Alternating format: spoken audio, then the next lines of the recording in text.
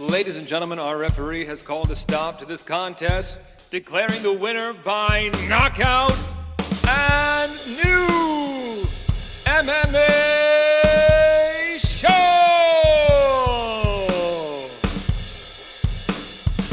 Greetings, ladies and gentlemen, and welcome to another exciting round of and new MMA show. I'm your host, Michael Hansen, and I do all kinds of exciting things with microphones because I'm a ring announcer and MMA cage announcer. And I'm joined this week, as I always am, by my two co-hosts who bring MMA punditry to new heights. Introducing to you first, from New York, clad in black this week, Mark Priaulx. What's up, my friend? What's up, boys? I got nothing big to report this week because we got a huge episode, huge pay-per-view. Coming up on Saturday, we're going to give you guys the whole thing, so let's just get into it. And now introducing from Florida, the Sunshine State, which is apparently a little hurricane-y right now. He is the Nicaraguan nightmare, La Pesadilla de Nicaraguense, Omar Artola. What's up, my friend? What's going on? Yeah, it's nice outside. It's nice and breezy. Trees are kind of rocking a little bit, but it's some nice fresh air. Francesca and I did a little workout in the garage a little while ago, which was super nice in the fresh air. And we actually have our 6th year we've been together anniversary coming up this Sunday. So I'll be taking her out. She listens to the podcast. She'll be hearing this. And I'm still not saying what we're doing this Sunday. She's been trying to find out. I'm not telling her. She doesn't know. Very nice. Are you hitting pads in air quotes? Yeah. No. We did that for our wedding anniversary. I'm not going to do that to her 2 anniversaries in a row. I'm going to take her on a proper anniversary this Sunday. Okay. Nice. Okay. Well, I just had a little milestone myself. I think anybody who listened to the show last week might have heard. This past weekend, I officiated a wedding for the first time. All right. Some friends knew that I am an MC and announcer, and they asked me to get ordained online. By the way, anybody can do it. It costs like $60, and like poof, you're ordained. And it was great. It was fun. It was very cool. Gorgeous, man. First time in Missouri. Absolutely blown away. Missouri, or however they talk about it. Were you like in the sticks or like in St. Louis? We were in like Missouri wine country, which is these beautiful rolling hills, gorgeous farms. It was really stunning, man. It was really nice. Gorgeous. It was like 72 degrees. And it was cool, man. Officiated a wedding. I married 2 people. It was cool. Very nice. Had a hell of a time getting there. Shout out to United Airlines and American Airlines for giving me one fucking hell of a day on Friday getting down there. Not going to get into that. Airlines I don't fuck with. I don't fuck with either one of those airlines. I've had the best time with Delta overall. Yeah. Delta and JetBlue are generally what I stick to. I'll pay extra money. JetBlue is my shit forever. Yeah, I'll pay extra money. I don't even care about a quote-unquote cheaper flight at that point because the stress and anxiety that all those other fucking airlines cause me is unnecessary when I'm trying to just have a good fucking time. Yeah, I'm getting close ridiculous. To that point. We should also say happy belated birthday, Mark. Hey. What'd you turn, 35? 36. 36. Yes, sir. How does it feel? Feels great. Feels the same. Okay. I'm unfazed. Well, folks, we have a lot to get to on this episode, and I am breaking out some of my better bourbon. This is Bardstown. Let me tell you, man. Two buddies of mine got this for my birthday a month ago. This is some of the best whiskey I've ever had, and I'm drinking it too fast. You put ice in your whiskey or no? No, I do not. Not for this. Absolutely straight? No water, nothing? No water. I need a little bit of dilution. I enjoy it. I enjoy the taste more. I put like a cube or 2. But all right, you're more of a man than I guess. Yeah, I should have freaking drank with you for this episode. Big episode. I never remember to bring a drink anymore with me. I used to be better at it. Oh well. So real quick, let's run down this agenda, gentlemen. We are going to start, as we always do, with our first segment, On the Marquee. Going to talk about the fights from this past weekend's UFC Fight Night, Rodriguez versus Lemos. We are going to dive into our lightning round with most of these fights from this card. We're going to find out who rose and who fell in Mark's very own rankings system, the Priaulx Rankings. Then we're going to go inside the MMA sphere with Omar and see what's going on outside of the cage in the world of MMA in the news and headlines. And then, folks, we're going to look ahead to this weekend's massive pay-per-view, UFC 281, Adesanya versus Pereira. My, oh my. Man, these pay-per-view cards from the UFC have just been stacked. Every pay-per-view, maybe it just speaks to the talent level in the sport and in the UFC. It just feels like every pay-per-view there, we're getting treated.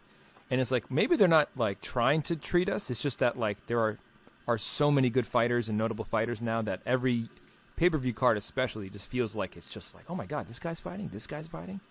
Yeah. And can't wait, man. I cannot wait for the latter half of this episode. So let us get to it. But before we talk about any fights, gentlemen, let us first thank our audience. Folks, if you're watching this right now on YouTube, thank you so much. If you've been liking what you've been seeing and listening to from us and you haven't yet subscribed, please do so. Hit that red subscribe button and hit the bell icon so that you get notified anytime we publish a new video and that you never miss anything. Our favorite form of engagement, of course, is the comments section. Drop us a comment if you like any of our takes or agree. If you want to comment on how handsome we all are, that would be appreciated. And if you disagree with any of our takes, let us know what you think. And as always, keep it classy. If you want audio only, you can find us wherever you get your podcasts. And of course, join the conversation on social. You can find us on all the places at @&new_MMA show, including now YouTube. Now we have a handle on YouTube. That's a new YouTube thing. They created handles. So we chose the exact same handle as Instagram and Twitter everywhere at @&new_MMA show. Let's get on with the episode. Gentlemen, this week, the name on the marquee has got to be Amanda Lemos, who this past weekend at UFC Fight Night, Rodriguez versus Lemos defeated Marina Rodriguez by TKO in the third round. The official time, 54 seconds of round number 3. Mark, I've been talking enough. Give me your assessment of this fight between these two ladies and of the finish, because it was a little controversial. Yeah, what a win for Amanda Lemos. I was pretty disappointed in Marina Rodriguez in the way that she fought. I thought that she looked really, really tentative, and I never expected that from her. I understand, obviously, that Lemos carries a lot of power, as we obviously saw. But because that's the case, when you're Marina, you know you got to rely on your volume to win that fight. It's what we said last week. And she didn't have any volume.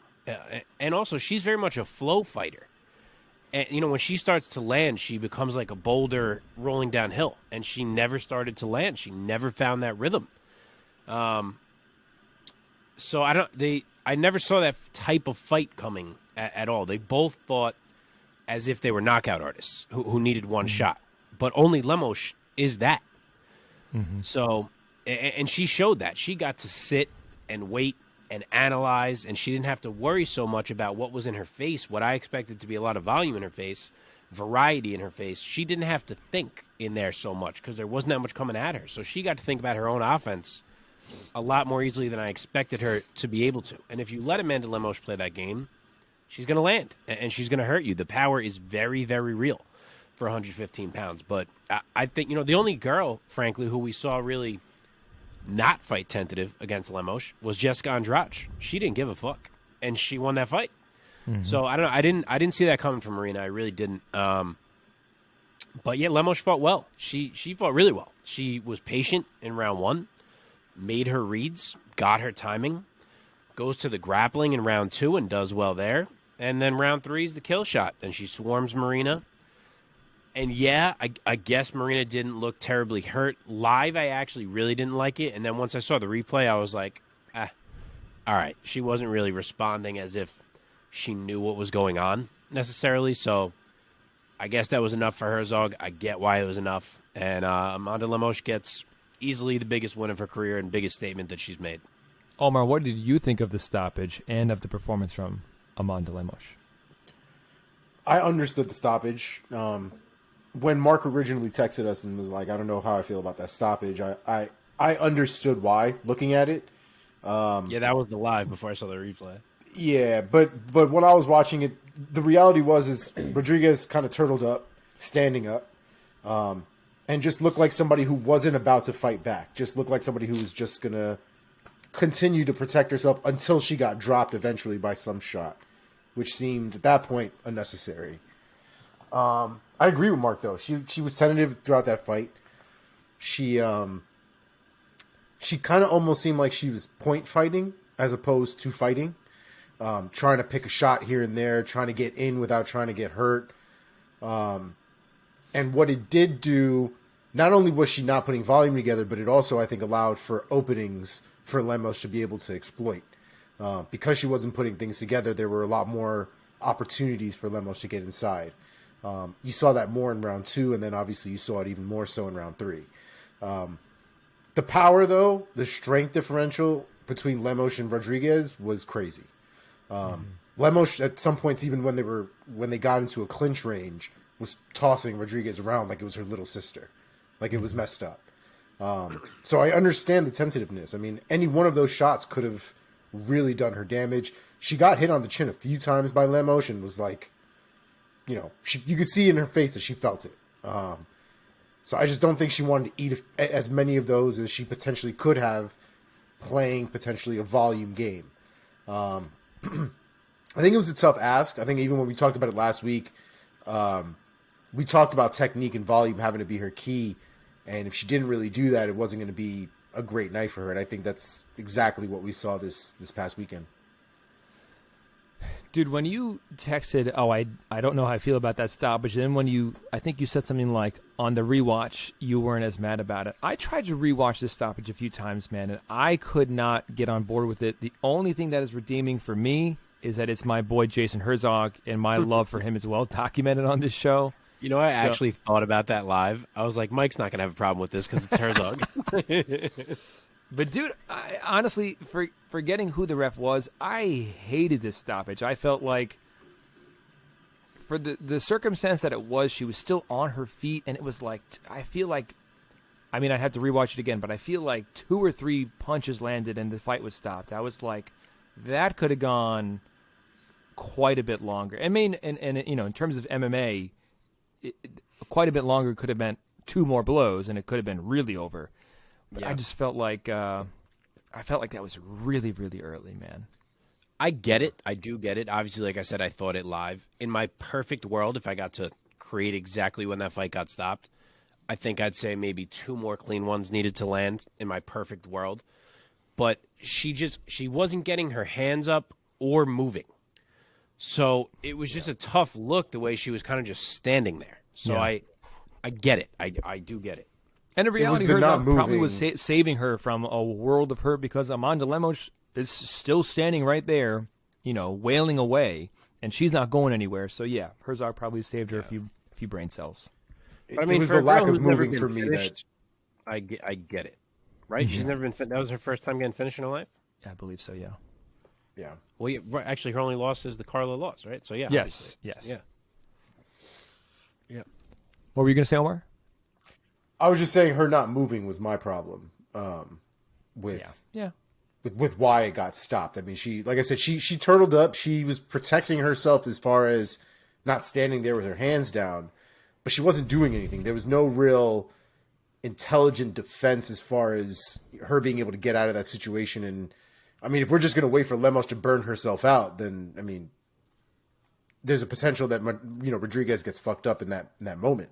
I don't really know if we need to wait until people get completely slept before we stop a fight.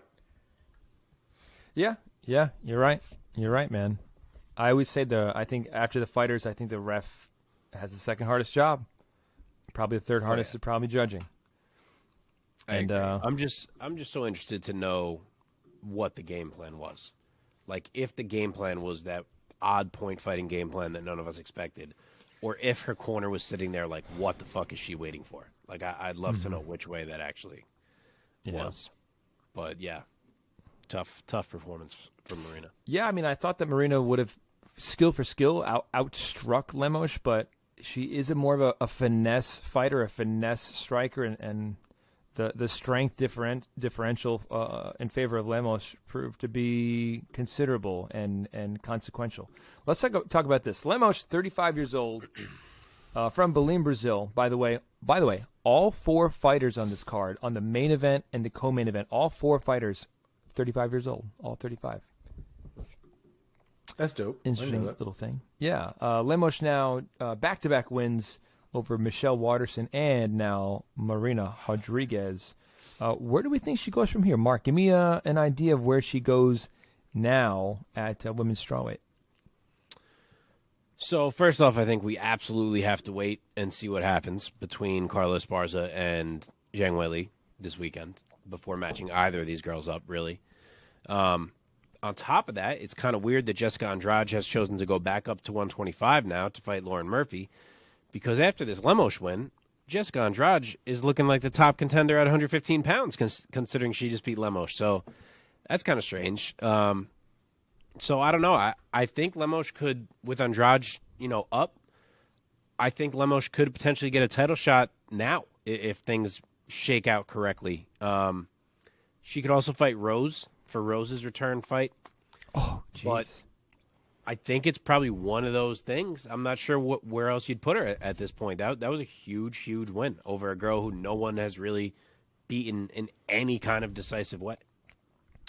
Omar, looking at the landscape of women's strawweight, any other names jump out at you for Lemos? Yeah, I think it'd have to be Rose. I think Rose is the only one that really makes sense. I think if she beats Rose, especially if she beats Rose the way that she has been kind of going through people, how do you deny her a title shot? You know what I mean? Carla Esparza and Wei Li have to settle this weekend. Short of something ridiculous happening and some immediate rematch and needing to be necessary, you move right down the line.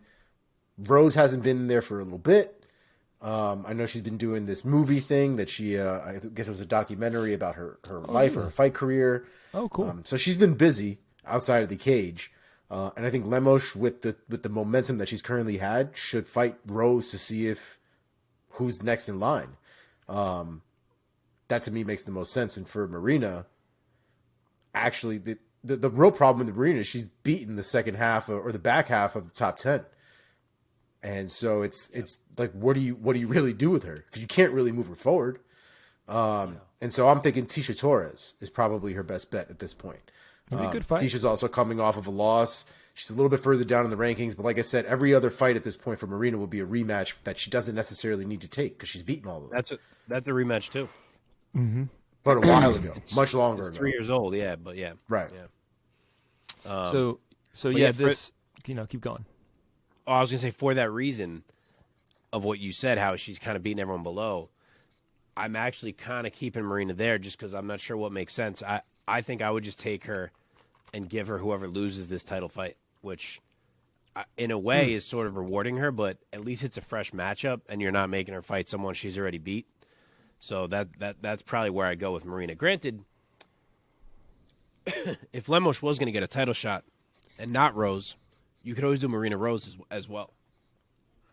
I mean, I was going to say I think that's a good idea because, I mean, yes, it is kind of rewarding her, but you're rewarding her for her overall body of work, that being Rodriguez, because, this loss snaps a 4-fight win streak for Rodriguez. Only her second loss in her whole career, her first time ever being finished. The other time she lost was against Carla Esparza back in 2020. So, yeah, I think there's no reason why you had to sort of plummet her down the rankings and make her really claw her way back up to the top. As far as I'm concerned, she's still right there. At strawweight, she's one of the best in the world. So let's give her another huge matchup. And I think the loser of the next title fight is appropriate for her, man. So, yeah. Anything else you guys want to say about this fight between Lemos and Rodriguez before we move on? Yeah, let's keep plowing through, man, and get to this pay-per-view. Okay, in the co-main event of this past Saturday night's fight night, in the welterweight division, Neil Magny finishes Daniel Rodriguez by submission via Darce choke.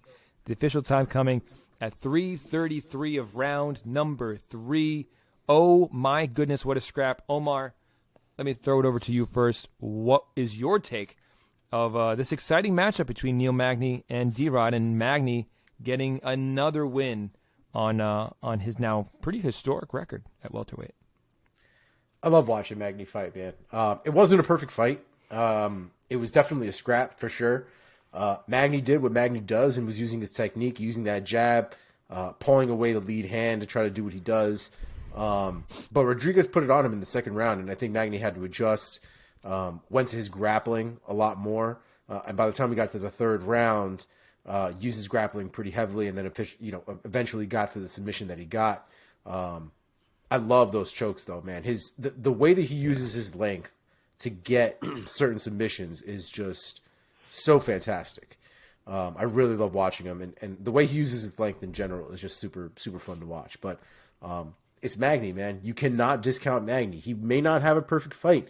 He may get fucked up a little bit, but that's what makes Magny, to me, one of the best fighters, especially when it comes to trying to gauge where people are going in their career, because Magny is one of those dudes you cannot put away easily, and even if he drops a round, he will come back and he will beat your ass in the third round if he has to. I love watching him fight, man. It's very hard for me to pick against Magny, so I'm glad I didn't have to this time. Mark, what was your reaction to Magny getting the finish over the very tough rising Daniel Rodriguez? Did we all call Magny in this fight? For some reason, I thought you had D-Rod. I think I took D-Rod. I think Mike took D-Rod. Yeah, I thought someone had D-Rod. Okay.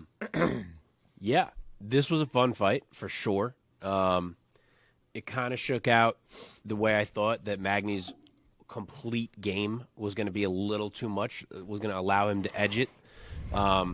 It was kind of three different stories across 3 rounds. Like round 1, of course, Magny did work in a little grappling as well, but he showed how he can rely on his length to frustrate guys, and he stagnated D-Rod a bit in the striking. But then round 2, D-Rod shows how his cleaner boxing technique and his adjustments to what Magny was showing in round 1 could let him work inside and start to land and do damage. And his jab was landing all round long in round 2. And it's not a little flick jab either. He throws a power jab, and it was adding up. But then before round 3, Neil gets the big pep talk from the corner. He comes out ultra aggressive, and he shows why that the multifaceted MMA game that he has just kind of edges him ahead in this matchup with D-Rod. You know, it started a little rocky in that round, but once he got the takedown, he just dialed it up hugely. He was overbearing once they got into the grappling. Like, it seemed like he got a real second wind.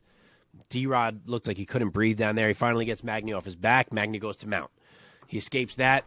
Magny gets on his back even tighter than he was before. Mm-hmm. He escapes that. Magny starts setting up the darce right away, taking advantage of the long arms he has, like Omar said, which is a great point. He really got that boost of, like, I'm not letting this man take this from me. That's really what it looked like. And he didn't. A beautiful choke from Magny. And as you touched on, he becomes the winningest welterweight ever in the UFC, which is so impressive. And I didn't even realize prior to this fight that he was on the verge of that. Yep. Winningest welterweight in UFC history, passing George St. Pierre.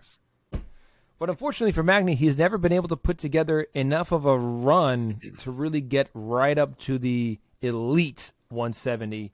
And he's going to go down, I don't know where, but he's going to be one of those guys who's going to be up there in terms of, what am I trying to say? Like, best guys to never win a title. I'm not saying, I mean, you know, the fat he's lady like has a cowboy. He reminds me of Cowboy Cerrone. Like, he's a guy who's down for whatever, down for wherever, but he may just never walk away with the strap. But everybody knows who he is, and everybody loves him. Yeah, man. I think he's a notch under that, to be honest. Oh, yeah? Not to rain on your guys' parade.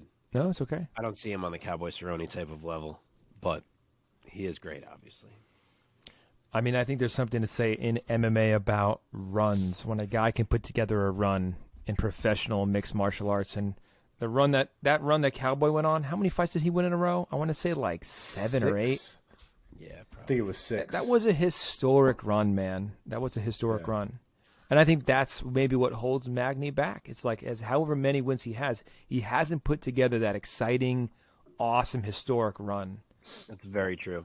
The most he ever gets is like 3, and then he gets knocked back. It's a good point. Thank you. Let's talk about these guys and where they go from here. So Neil Magny, 35-year-old from Brooklyn, jumps back into the win column after what was his second-round submission loss to Shavkat Rakhmonov back in June. Omar, give me the guy who you would want to see Magny go up against next at welterweight. He's fought almost everybody at welterweight because he's been around for so long. So if you were the matchmaker of the UFC, Omar, what would you want to do next with Mr. Magny? Try to get these rankings to come up, but of course, I go first. Yeah, go for it. I'll give you two options for Neil. Hit me. I had mentioned a couple weeks ago after the Sean Brady fight how I thought he'd be a good option if Neil won this one, and I still think that works. I think there could be some fun grappling exchanges in that fight. But the other one I'll throw out is Vicente Luque. They've never met. I think that's a scrap. Luque's, had a couple losses, so he moves a little bit down the ladder, which is right where Magny is. Luque needs a fight. I think that's a cool one, too. I mean, that's just the case with Magny, man. You just look around. You look around welterweight. You're like, who has this guy not fought yet? Who hasn't he fought yet? Luque? All right, let's do Luque. Yeah. Yeah, but and you also can't give him anybody below him, right? Like, you can't go further down the rankings to give somebody to Neil Magny at this point. So Vicente Luque or Sean Brady would really be the best options for him at this point based on availability and also the fact that he hasn't fought either one of them, and it would be interesting to see how he does against, Vicente Luque has been killing guys up until recently. So be interesting to see. Yeah, two totally different style matchups, but yeah, man, 100%. Cool. Yeah, I love that Sean Brady matchup personally because it's another big test for Sean Brady. A guy in Magny who's a true vet and such a pro would be an interesting matchup for Sean Brady. So let's now talk about Daniel Rodriguez, the 35-year-old from Cali. His third career loss, snapping a 4-fight win streak. Mark, if you were the matchmaker of the UFC, what would you do next with D-Rod? So with D-Rod's momentum stalling a bit here, I think this is a perfect time for Omar. Say it. Justice for my man Li Jing Liang, baby. That's what I'm talking about. That's what I'm talking about. Yes. Yes. Justice for Li Jingliang. Let's go. Let's see it. At equal weights with a camp for each other, let's run that back. If it can't happen for some reason, I will throw out the name of Randy Brown as a backup. I think that's a cool one. But I think it's time for D-Rod in the Leech round 2. Yeah, man. I'm here for it. That would be exciting. My wife just told me to calm down. What did they fight at like 180 or something like that? What'd you say? They fought at like like a catch weight? So yeah, Lee was 171, but D-Rod was 179. Remember, that was the whole Hamza was supposed to fight Nate Diaz and then the weight nonsense, and they had to basically like solitaire the whole fucking card around. Yeah. It was nonsense. It was a railroad on my man Li Jing Liang. All right, we have consensus on the matchups for D-Rod. Okay, let's move on, and then we're going to jump into our lightning round. One more fight that we're going to break down a little bit. At a catch weight of 157.5 pounds, Grant Dawson submits Mark Madsen in the third round, getting it done. The official time, 2:05 of round number 3. The submission being a rear naked choke. Mark, let me toss this over to you first.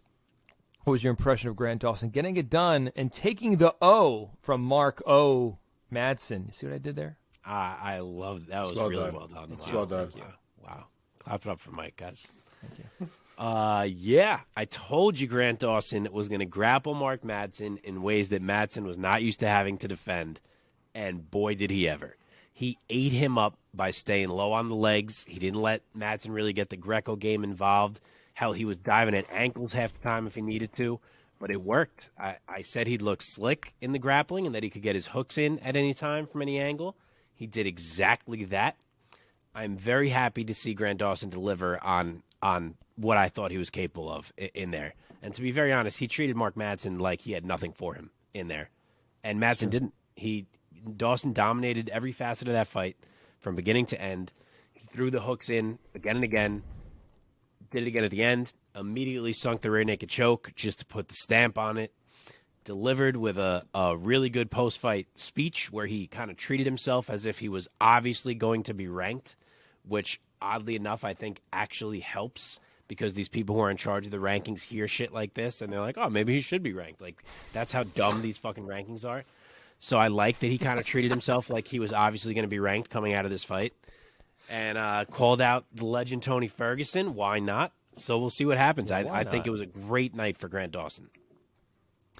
Omar, what was your take of Grant Dawson choking out the former Olympian Mark Madsen? Spoiler, Grant Dawson is officially ranked at 15. Oh, he is. I didn't even look. Oh, wow. There you go. And FYI. that's what he said, right? He said he was going to be number 15. Wow, look at you you, go. Grant Dawson. Way to manifest it. What an interesting fight. I'm not super surprised that the finish went how it went. I am, however, slightly surprised that Mark Madsen got sunned for 3 rounds. He did. I think it's really, and we don't talk about this often because with a lot of strong wrestlers nowadays, like the Islams and things like that, we don't see them on the bottom very often. But Mark Madsen looked like a wrestler who has never taken a jiu-jitsu class in his life. That man, when he's on his back, looks like a baby who's just learned how to pick his head up.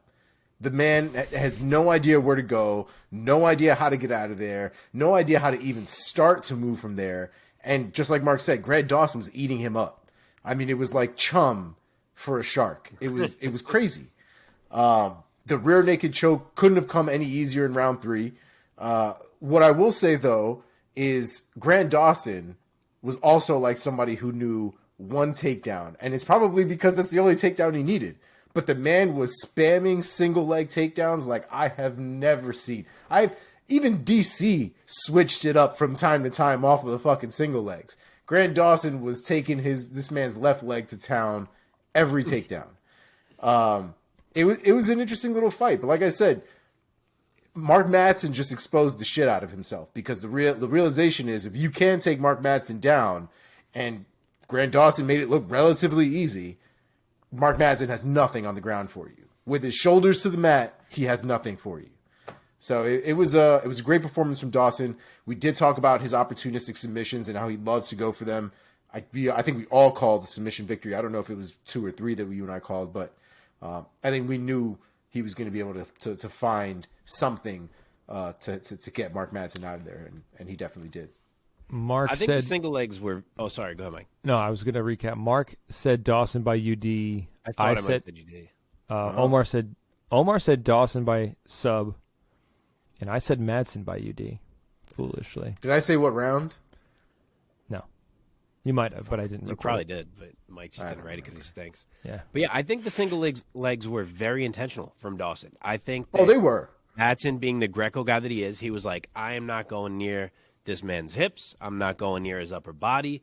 I'm not engaging any of it. I am staying knees and below. I'll ankle pick if I need to, and I'm going to win. And that's exactly what he did. Yeah, man. He said it too. Like the week leading up, he had talked about like, I'm going to go for his legs. You're just going to see me on his legs for the entire fight. But the thing that's crazy to me is you can't go around, and Mark Madsen had been doing this a little bit about him being an Olympic wrestler and this, that, and the other. And that's totally fine. You got your medal. I respect it. No one's going to take that away from you. But you can't be hyping yourself up like that and then get taken down over and over and over and then not be able to get back up for 3 rounds. Like, you got to do better. You can't do that. You can't do that. It's just crazy to me because you're not in wrestling anymore. This is not a straight wrestling sport. And it just, I thought he was extremely exposed tonight. And I think people are probably going to... You can go pretty far with straight wrestling, though. I disagree. I didn't mean to cut you off. No, I disagree. I don't think you can go that far with just straight wrestling. Guys need to know jiu-jitsu too. Even Khabib. Khabib's jiu-jitsu is nasty. He just never really had to use it. But if you put him on his back or he puts himself on his back, he was able to get things done. Mark Madsen didn't look like he knew step 1 when he was on his back. The difference is, and I'm not saying Greco is not good for MMA, because it is. And we've seen other great Greco guys. But Greco does not translate to MMA the same way that freestyle wrestling or even Dagestani-style wrestling translates to MMA. It just doesn't. Yeah. John Jones is a freak of nature, so I think his Greco-Roaming just translated a little bit differently because he used it with everything else. As a matter of fact, if you watch his first fight with Gustavo, whatever the hell his name was, you could see how relatively ineffective John Jones was compared to once he started to land strikes, spinning elbows, and started to get creative. But his first fight in the UFC to the second fight with Stephan Bonner is night and day difference. But he utilized his Greco-Roaming a lot more early on in his career than he does now. You know, I met that guy, by the way, in New York City. Who? Gustavo, whatever his name is. The guy who fought John Jones. Oh, yeah? Yeah, very nice guy. Anyway, great segue. Want to match up these guys real quick? So we have Dawson, the 28-year-old Wisconsinite, now with back-to-back wins after his majority draw against Ricky Glenn a little more than 1 year ago. Dawson remains undefeated in the UFC, and his only loss came outside of the UFC back in 2016. Omar, looking at the rankings here of a lightweight, rather, give me a name for who's next for Grant Dawson, in your opinion. Honestly, I think Tony Ferguson's the only one that really does make sense just based on the rankings. He's lost 3 in a row at this point. Giving somebody else Grant Dawson, I think, wouldn't necessarily be fair because everybody else is relatively on a tear or is already ranked or booked up with somebody else. So setting somebody backwards off of a win doesn't seem to make that much sense. So Tony Ferguson makes a ton of sense. To be honest, I kind of hate the matchup for Tony Ferguson, but if Tony Ferguson is going to try to stay in this division, this is the meat grinder he's going to need to go through. So there it is. Mr. Priaulx? Yeah, I don't mind the call out of Tony. I really don't. Granted, I don't know if Tony plans on fighting at lightweight or welterweight for his next fight. But if it's lightweight, it works. I don't have Grant quite as high. I have not put him into the top 15 yet. I think I have him like 22 or something along those lines. But I think another fight that would be really good is the man. He said he was going to take Tony's spot in the rankings. Turns out the man that he replaced in the rankings was Drew Dober. I think him and Drew Dober would be a hell of a fight. Oh, great fight. Love that fight. My God. And then we have Mark O. Madsen, the 38-year-old Dane. It's his first career loss as a professional mixed martial artist. He's now 12-1. He has lost the O. So we should not call him Mark O. Madsen anymore. Just call him Mark Madsen, guys. Second time. I'm going back to the well, boys. They still did it all fight, by the way. Oh, Madsen with the whatever. No. Oh, Madsen with the, oh my God, all fight. I missed that. Fucking crazy. Mark, give me a name. Who would you match up on? I almost said it myself, out of habit. Who would you match up Madsen with next? So you said it. The guy's 38. His body's definitely been through a lot. I'm interested to see what he wants to do. If we see him right back in there, if we see him take some time, maybe, I don't know. You know, he was trying to go on this run, see how far he could take it. Obviously, he finally picks up a loss now, and it was a loss where he might have to be like, fuck, I kind of got handled in that fight. So I wonder where his mental's going to be at. Assuming he's going to keep trying to make a run here, I will say, how about the man who recently drew with Grant Dawson, and I'll put him in there with Ricky Glenn. Okay. Omar, any other bright ideas for Mr. There's Mark a lot of Madsen?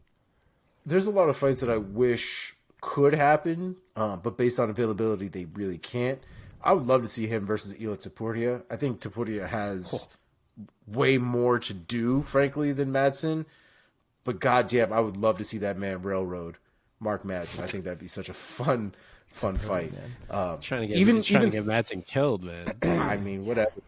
And then there's Jared Gordon. Jared Gordon, I think, would be a very interesting fight as well, but he's already matched up with Paddy Pimblett. I even thought Clay Guida would have been a fun fight, if we're being honest. Sure. Clay Guida's also matched up with Scott Holtzman. He just beat Clay Guida, Mark Madsen. That happened. Oh, that did happen. Oh, it did.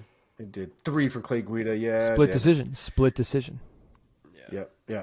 But the long and short of it, I was actually looking at... Who did I have here? Sorry. Oh, Jim Miller. Jim Miller is the one that I wanted to see.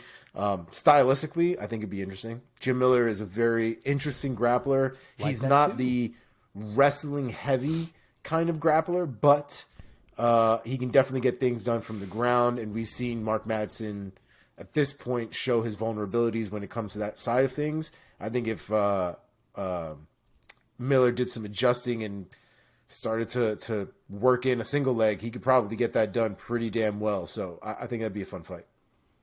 Yeah, man. I like that fight a lot. All right, boys, let's keep plowing on so that we can get to talking about this pay-per-view this weekend. Let's throw the rest of these fights from UFC Fight Night, Rodriguez versus Lemos, into our lightning round. So let's go up to the featherweight division bout in the middle of the main card. And Shaylon, I'm going to butcher this guy's last name, Nurdanbeke. Mark, you say it. What was that? I think it's just Nurdanbeke. There you go. Nurdanbeke, round 1 TKO over Darrick Minner. Mark, keep going. Keep talking. Speak. Another week, another fight that ends due to a quick injury. Darrick Minner throws a left kick to the body. His leg goes. Nurdanbeke jumps on him just as he should and pounds him out. But this is a weird one, and one that I've kind of been trying to follow. It seems like there's a bit of an investigation going on because in the final 2 hours before the fight, Darrick Minner jumped from a plus 170 underdog to a plus 330 underdog, nearly doubled, which means a ton of late money came in on Nurdanbeke.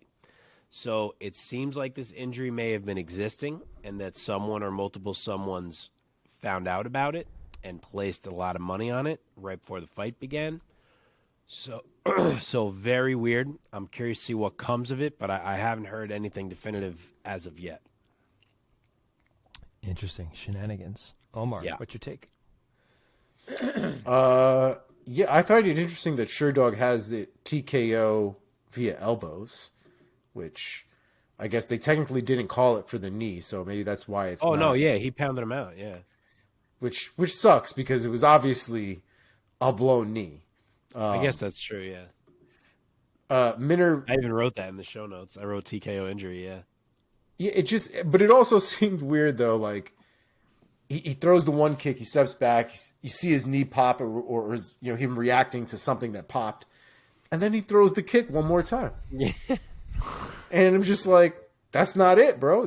That's what you don't want to do if it just popped. But he did it again. It obviously hurt him more, and then he just stumbles back against the cage. And it was in that moment when I was watching it where I was like, man, if I was fighting this guy right now, this is probably why I couldn't be a professional fighter. I wouldn't want to fight him. What the fuck do I look like beating the shit out of a guy now with one leg? That I didn't even do. I didn't even cause it. It just, I don't know. I didn't care for it. I knew that's what he had to do. I know how the game goes, but the whole thing just sucked. It just sucked.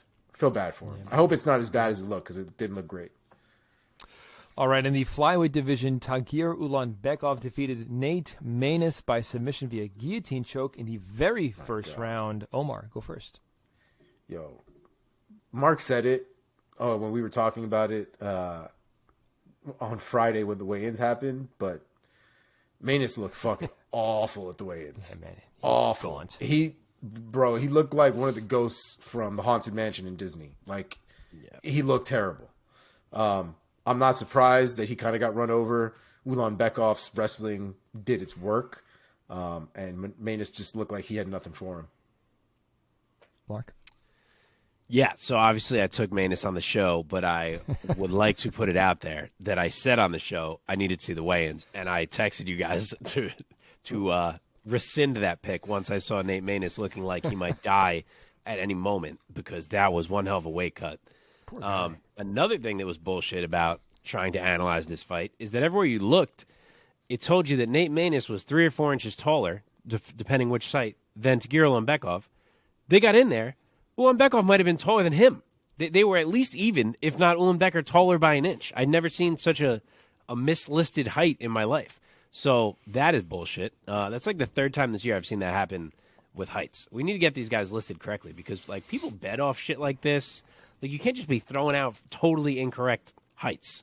But anyway, with that being said, back to the fight. That was the kind of win that Tagir Ulanbekov needed for his career. Definitely a big statement for him. Nate rolled, didn't protect his neck. Tagir snatched it, and he tried to rip his head off until he got the W. So well done for him. All right. In the women's flyweight division, in the feature bout of the prelims, Miranda Maverick defeated Shayna Young by unanimous decision. 30-26 is across the board. So very impressive stuff from Miranda Maverick. Mark, take it first. So through like 3 minutes of striking here, Shayna Young actually looked pretty good. But once Miranda Maverick opened up with the first takedown attempt, the fight was never competitive again. Shayna had nothing for Maverick in the grappling. She did survive all fight to see the bell, so moral victory there, but this thing was all Miranda, and a nice showcase to remind people of her skills. Yeah, man. Omar. We've talked about Maverick's potential on the show, I don't even know how many times, and it was nice to see her kind of have a dominant win. She's had her struggles in the cage here and there in her last few fights. Some have been better performances than others, but this one I thought was a nice, clean performance where she frankly just ground that girl into the mat. I thoroughly enjoyed it. Obviously, I think a lot of us picked Maverick to win, if not all of us did. It was fantastic to see her at peak form. All right, at a catch weight of 138.5 pounds, Mario Batista gets the first round submission via reverse triangle armbar over Benito Lopez. Omar, go first. Bautista is definitely a problem. His striking is crisp. His ground game is legit. I definitely want to see him against somebody a little bit more seasoned, a little bit more technical.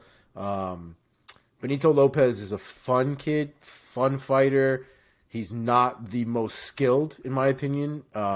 He's not the most technical. He's not the cleanest fighter.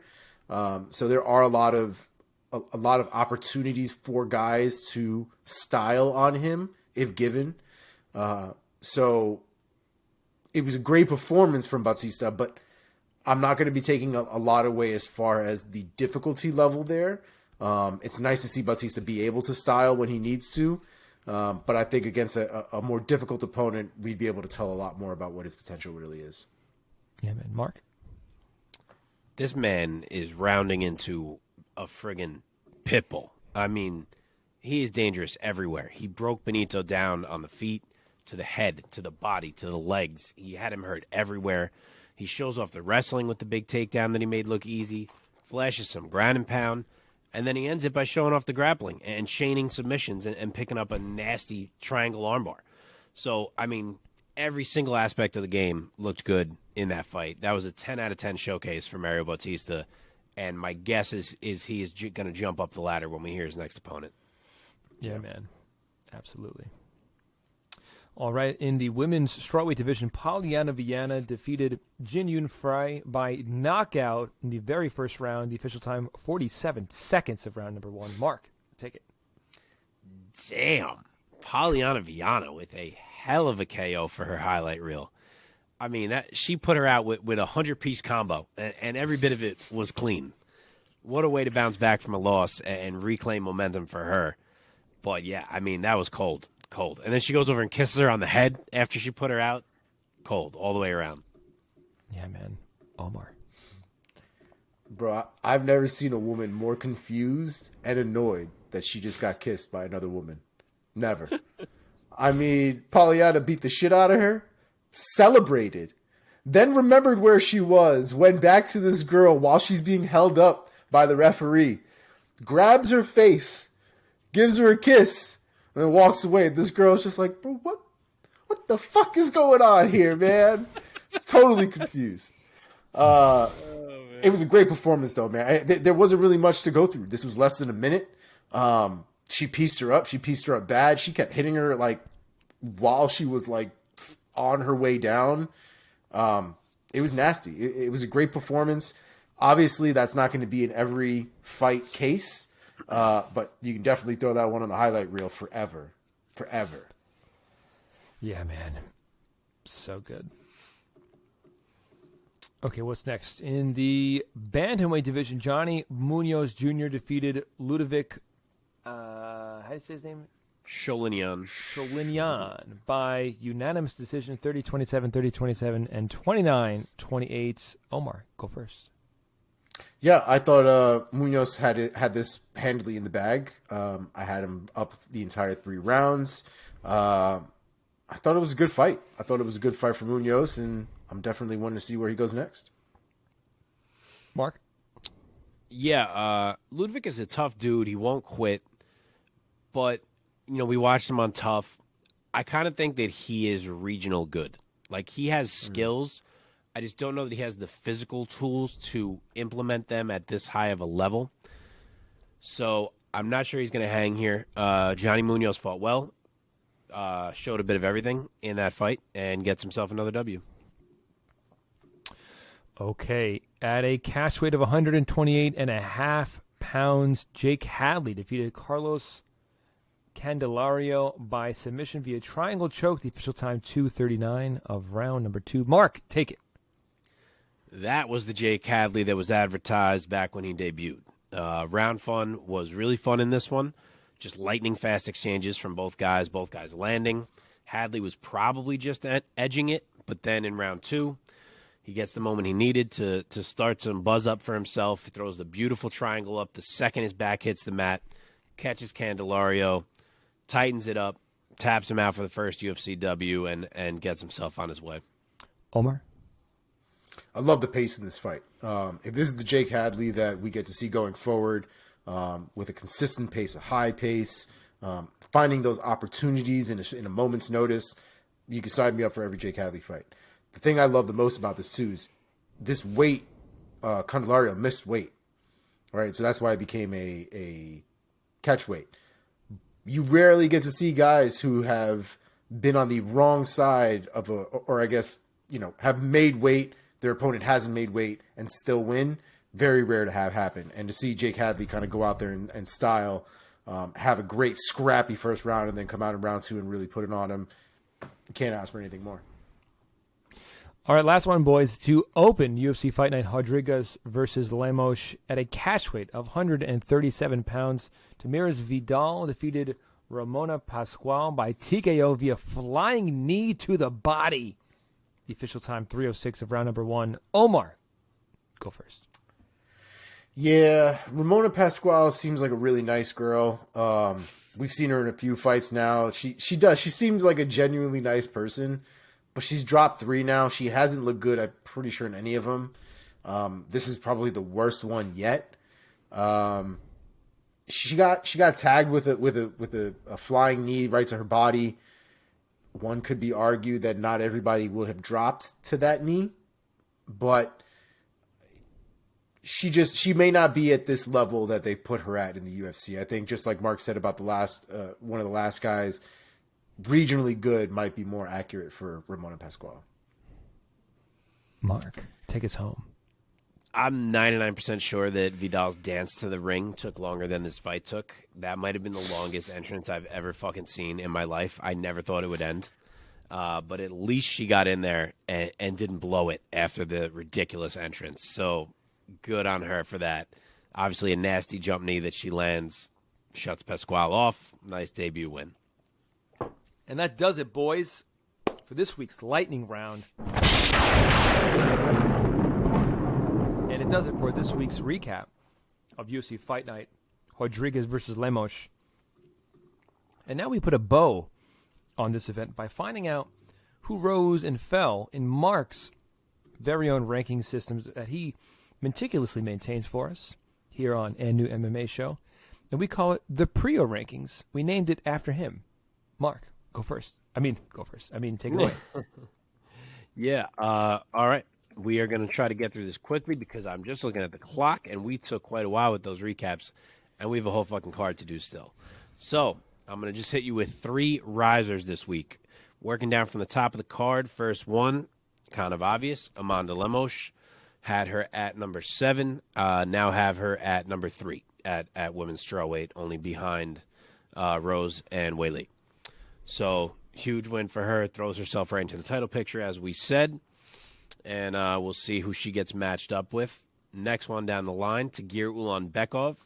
moves from number 20 to number 14 in my flyweight rankings. There's kind of a big bunch there, hard to differentiate between. He gets the big finish. He moves himself to 3-1 in the UFC's flyweight division. His only loss is the split loss to Tim Elliott. So pretty good resume. Moved him up to number 14 at this point. And the last one is Johnny Munoz. Lower scale, but he moves from number 64 to number 53 in my bantamweight rankings. Evens his UFC record at 2-2. And we'll see if he can get a little roll going for himself. And that is it. Let's keep this baby moving. Yeah, man. Okay, Omar, tell us what has been going on in the world of MMA outside of the cages with Inside the MMA Sphere segment. Right off the bat, great news.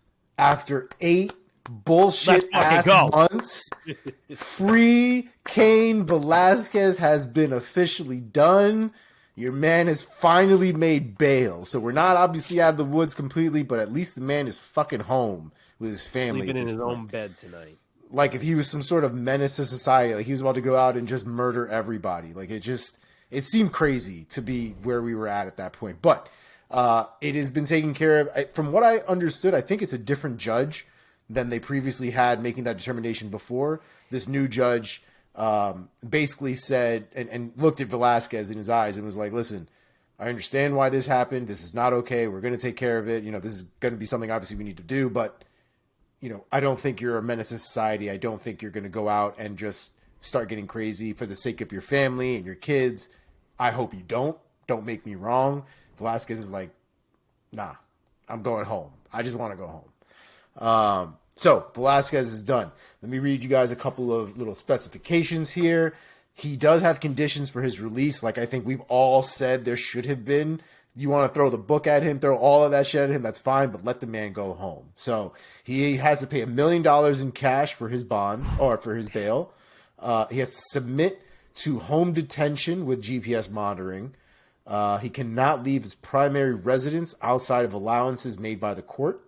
Velasquez also has to undergo outpatient treatment for traumatic brain injury and CTE at Windmills Wellness Ranch, as well as counseling for parents of children who have suffered sexual abuse.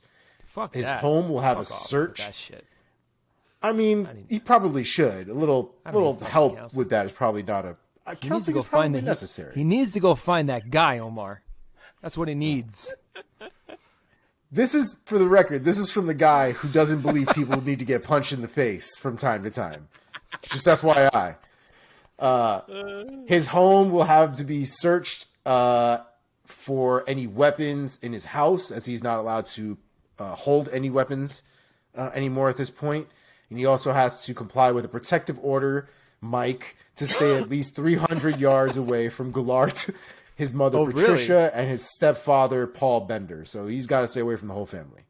But the good news is, with all that, he's home with his kids, and that I think is the most important part. So glad we're seeing Cain Velasquez home. It was a long road to get there, but while there's still more to go, you know, little win here. So does anybody else have mixed feelings?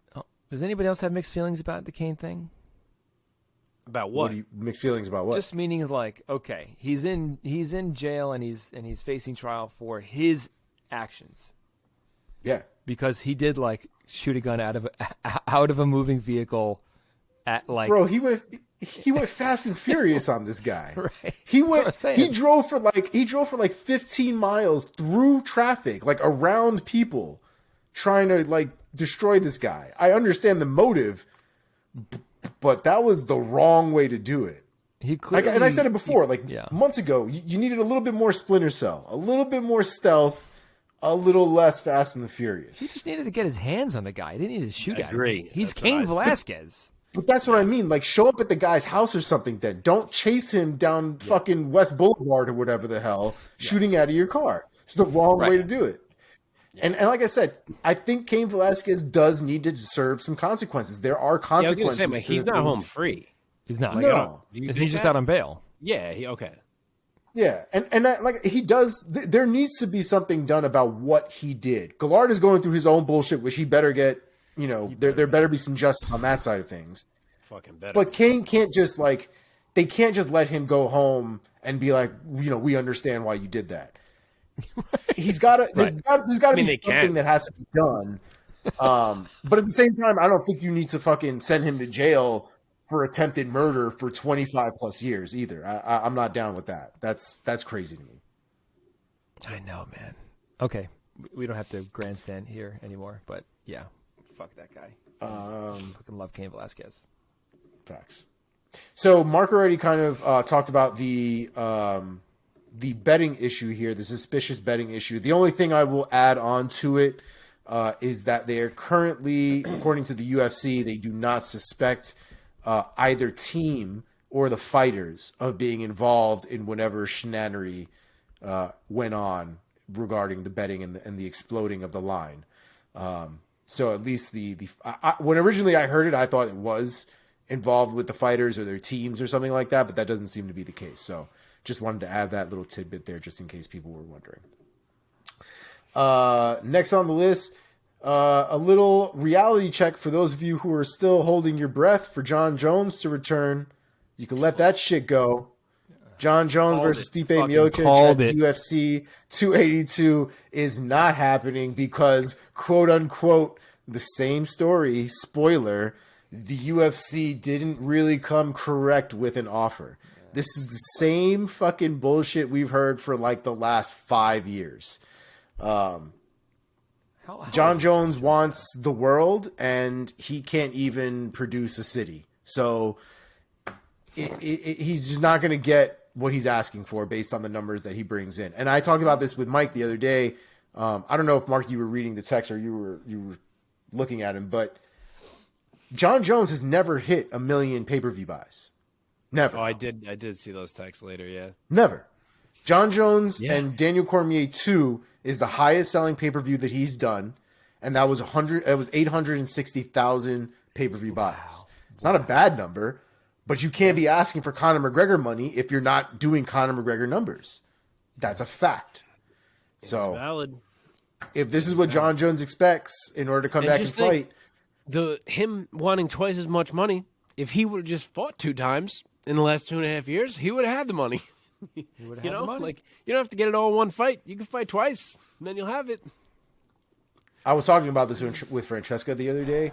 There was a time where we could have had Nike have been a permanent MMA staple as far as sponsorships. John Jones was the first and only, I believe, fighter sponsored by Nike. No, I think JDS was the first, wasn't he? I don't think so. Oh, yeah. He was sponsored by Nike, though.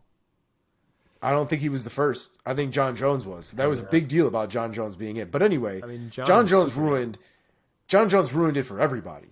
Because after whichever one it was, whether he rammed himself into a pole or hit that lady, I don't remember which fuck up it was. But Nike was like, nah, we're good, bro. We're good. And so we've never seen Nike again. Literally ever again. Yeah. John Jones, I just looked at his stats. He's still only 35 years old. And especially if he's moving up into heavyweight, 35 at heavyweight is actually kind of on the youngish side. So if he's going to be a heavyweight from here on out, or at some point, he still has time. But at the same time, on the other hand, like, how long is he going to wait without being active? Like, he's going to have so much ring rust, if ring rust is real. I know that some fighters say that it's not. But my God, man, this guy, he's not going to fight until he's like 45 years old. And then it's going to be like, what if? Yeah. Yeah. I mean, at this point, like I said, I have personally removed John Jones from any equations in my head. Valid. It's just not it's a non-starter. Until that man literally is walking to the ring, I don't believe it's happening. And I'm not going to hold my breath for it. I got to be honest. If we don't get a heavyweight fight ever, I will be more surprised than not surprised. Yes. Yeah. Like, I thought he would take one, at least. It would be wild to me if he, like, put on all this weight and talked all this and just never took one.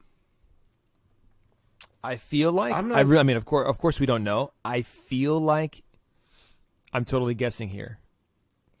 I feel like he's asking for like 10 million, and the UFC's like, we're gonna do 1 million for you for this fight, or like 2 million. Very well, maybe. And he's like, no, I deserve 10 million. I'm John Jones. Many people call me the GOAT of the fucking sport. I want 10 million, and they're like, just no. You do 800,000 buys, your best fight. Yeah, it very well could be. Very well could be. Yeah. And Omar, I had to look at the Nike thing. You were right. John Jones was before JDS by a couple months. But the first was Anderson Silva. They signed Silva, then Jones, then JDS in like a less than 1 year time span. I don't remember Anderson Silva going to Nike. Yeah, you don't remember like Spider Nose and shit like that? It was the Spider Nose they used to say. No, I don't remember that. Yeah. Shit.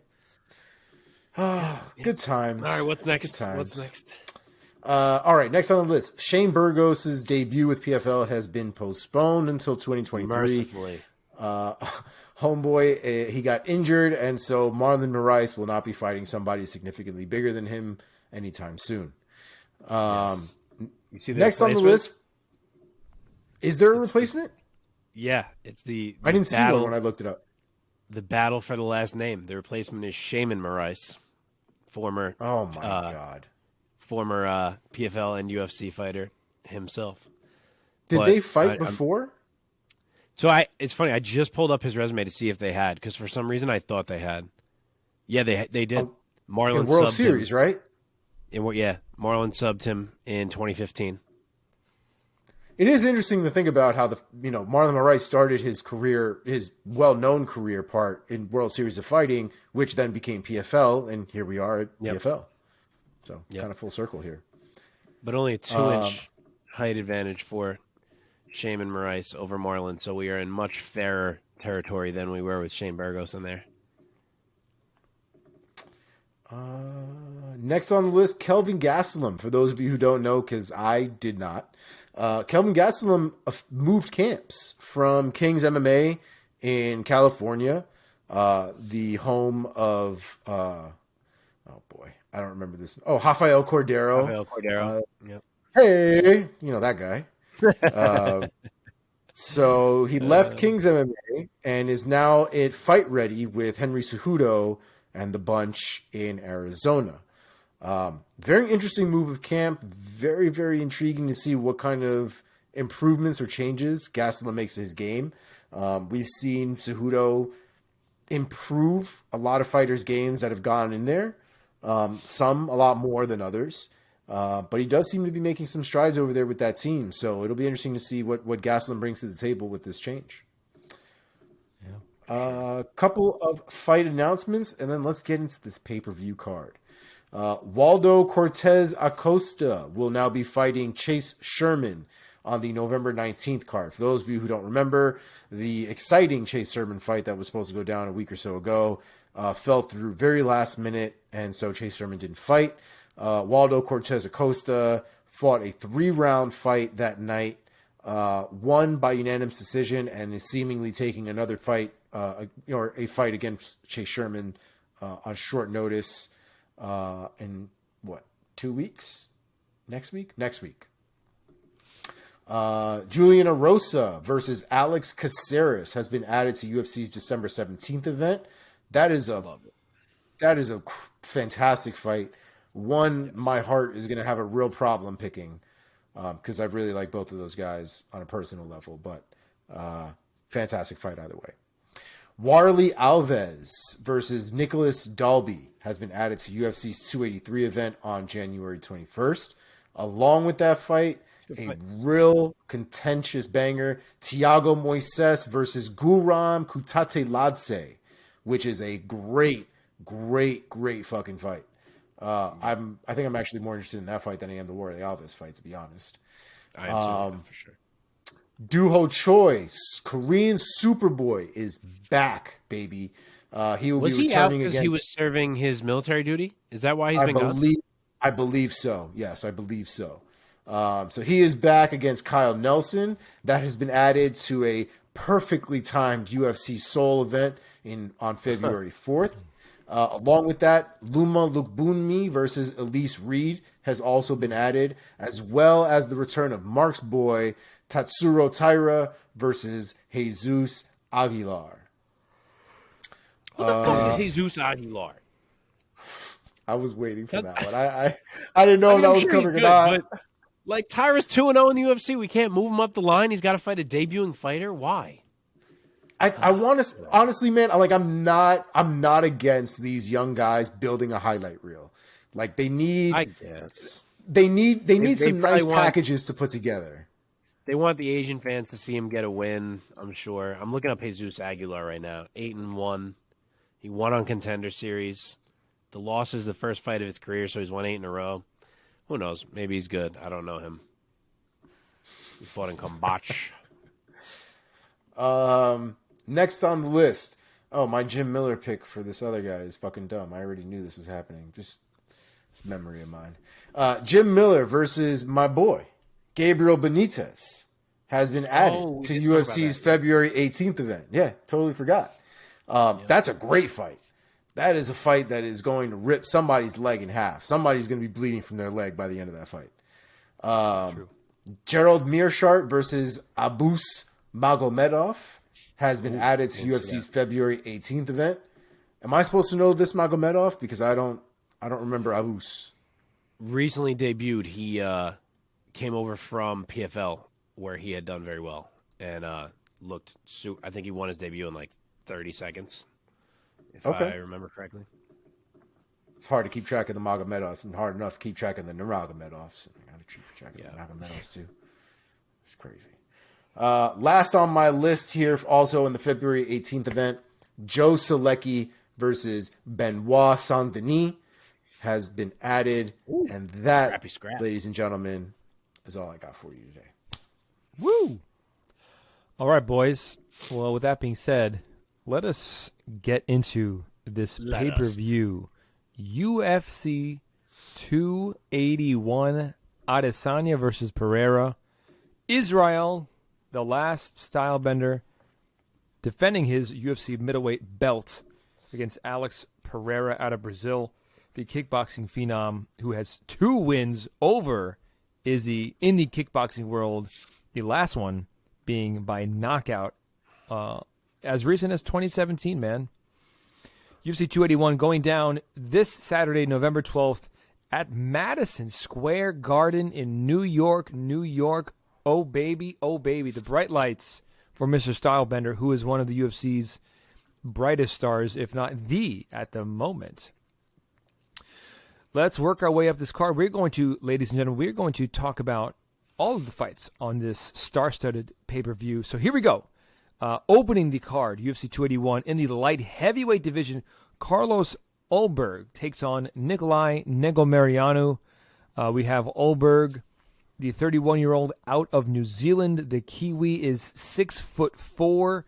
As a pro, he has 6 wins, 1 defeat. 4 of those wins have come by way of knockout.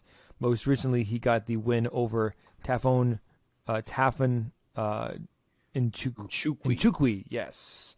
Then we have Negumereanu, the 28-year-old out of Romania, coming into this Saturday with a 4-fight win streak. Mark, why don't you talk about this fight and give us your pick, my friend? So we kick things off with a close competitive fight right out of the gate. The betting odds agree. Minus 130 for Ulberg, plus 110 for Negumereanu, so very tight. This is a close fight. I could see it going either way. Ulberg is 4 inches taller, but he's actually going to be at a 1-inch reach disadvantage, so kind of quirky difference there. Style-wise, Negumereanu, I'm sure will try to keep it in close, in boxing range, in clinch range, takedown range, whereas Carlos Ulberg will try to keep that space and operate in the kickboxing range. Negumereanu has found a really functional game lately that I think people kind of still underrate, maybe even including me right now. But I'm leaning Carlos Ulberg for a couple reasons. One is that Ulberg was working Kennedy Nzechukwu in his debut before he gassed out and got finished. Whereas Negumereanu obviously beat Nzechukwu, whereas Ulberg did not, but he was in a close fight with him the whole way. So if we look past Ulberg gassing the way he did in his debut, I actually think the talent level looked more impressive from Ulberg. And On top of that, I think he's figured some things out since. I think he's got a better feel for his game. I think he's got a better feel for his cardio. He has looked better in there. And I think talent-wise, if the cardio's in check, he's the pick. So I think he can snipe his way to a win, maybe even a finish. If it goes to a third, I do wonder a little bit if we see the cardio issues pop back up because Negumereanu does keep a pace. So I'll actually say it doesn't. I'll say it doesn't. I'll say Carlos Ulberg becomes the first person to knock out Negumereanu, round 2 KO. Let's go. Omar, give us your impressions and your take of Ulberg versus Negumereanu. Negumereanu is a tank. And I think that's really the biggest problem is, he's a guy that gets hit but doesn't seemingly go away. Just like Mark was saying, that the Kennedy and Chichuku fight is the one to kind of look at because they both fought this guy and they both have very different stories as to how that fight went. Mark kind of went through it. I'm not going to go through it again. But one thing I do take away from it is that Nicolae is a tank. He's very, very difficult to put away. I think this will be the more difficult fight, the most difficult fight that Ulberg has had up until this point. I think especially because of how tough Nicolae is. The thing I am concerned about is him gassing again, specifically because of how many shots I think he's going to need to string together in order to be able to put Nicolae out. And if he doesn't, my concern is that he's going to blow his wad doing it. With those concerns in mind, I don't think that Nicolae has as much to offer Ulberg as Ulberg does against Nicolae. And so with that in mind, I will also be taking Ulberg by second round KO. That's what I said. We are unanimous, gentlemen. I'm also taking Carlos Ulberg, although given the tank nature of the Romanian, who has never been finished in any way, I'm going to say that Ulberg is going to win a decisive UD. I think Negumereanu is going to run into the talents of Carlos Ulberg and the physique. My God, man, this guy, he's way up there now in best physiques in the promotion. The guy looks like he could be Dwayne Johnson's cousin or something like that. My God. Yeah. Paulo Costa, who? Yeah, right? Let's go. Okay, in the bantamweight division, Julio Arce takes on Montel Jackson. Arce from Queens, New York, baby, 33 years old. He's 18-5 as a pro. 5 knockouts, 5 subs, 8 decisions. Well-rounded guy coming off of a win over Daniel Gustavo Santos. In the other corner, Montel Jackson, nicknamed Quick with just a K, from Milwaukee, Wisconsin. 30 years old, 11-2 as a pro, coming off of back-to-back wins. What else to say about this guy? That's about it. Okay. He's never been finished. That's noteworthy. Omar, give us your take and your pick. I like Julio Arce. Big fan from Queens, obviously. So as a New York City native, he's just been my boy since he stepped on the scene after the Contender Series. I don't know, however long ago now at this point. But the reality is Arce has had kind of an up and down career. He'll win one, he'll lose one, he'll win one, he'll lose one. He's also one of these guys that needs to string together volume, needs to have movement in his game, needs to use his length if he has it if he has the advantage in that situation. But he's not one of these guys that's just going to like lay somebody the fuck out. He's very much a guy that needs to string a lot of things together. Montel Jackson, I would want to say, is very similar in that aspect. He's not like a one-hit KO kind of guy. He is another guy that has to rely on movement and putting strikes together in order to get where he needs to go. I think Arce at this point is probably better. I would hope. I am a little biased in this one because I do really like Arce. I do think he has the skills and what it takes to beat Montel. I was going to say Montel Jordan. This is not how we do it. So I'm going to go with Arce by unanimous decision. Okay, Mark, give it to us. All right, so Arce is the dog here. He's plus 170. Montel Jackson is minus 210. These guys are both very good. I, too, have always been a believer in the game of Julio Arce. Always been a fan of his. When I first thought about this fight, I was like, oh, Julio Arce could take this. The more I looked at it, I don't think I can pick him here. There seems to be a lot in the corner of Montel Jackson. He's going to get a striking match here for one. Arce's not taking him down. Jackson shines there. Jackson is the one who's better in the clinch and the wrestling. So if anything, he's the one who could mix it up if he needs to. He's 3 inches taller. He's got a 5.5-inch reach advantage, which is pretty huge. It just seems to be a lot in the corner of a fighter who is already very good and who prefers to strike, and that's the game he's going to get from Arce. So if you're taking Arce here, I think you have to expect his technique to be clearly a level above what Jackson's is. And I'm just not sure that is the case. And remember, Montel's a guy who's only lost in his career to Ricky Simone and Brett Johns. 2 big wrestling threats. When he gets to strike, he does pretty damn well. So I'm going to go with him here. I'll give Arce a round. I think it'll be competitive, but I'm going to say 29-28, Montel Jackson. I'm going to go a step further than you, Mark. I think that Jackson is going to get Arce out of there, and he's going to hand him his second TKO loss of his career. I think the power differential is going to be with Jackson. Like you said, he's going to be a physically bigger guy in there, unless there has been another shenanigans with measurements. Jackson listed at 5'10", Arce listed at 5'7". Imagine we see Julio Arce like tower over Montel Jackson. But no, I'm going to go with the guy who has more than half of his wins by knockout. I think he's going to hurt Julio Arce and get him out of there. I'm going to say third round TKO for Montel Jackson. Quick with the K. Come on, Julio. All right, in the you got to represent division, from New York, man. Nobody here believes in you, baby. I believe in you. Let's go, Julio. Ah, man. I lived in Queens briefly. I loved Queens, man. I lived in Astoria. Fucking great neighborhood, man. I miss it. I My hate wife going is to from the Queens, city. so. I hate going to the city from any of the other boroughs. It's a pain in the dick getting to Manhattan from anywhere else. Like, those train rides are ridiculous. The people on those train rides are ridiculous. It just... I could never have lived in any of the outer boroughs. Like, I loved living in Manhattan. Dude, Astoria was a straight shot right into Midtown, bro. Yeah, I feel like Astoria's easy. I feel like most of Brooklyn is fairly easy, too. Maybe not most, but parts. Brooklyn's further. And All Brooklyn I feels know like is its that own country. Those D trains, all those trains used to break down at all times, and you'd be stranded in a whole other fucking borough. I can't do it. I can't do it.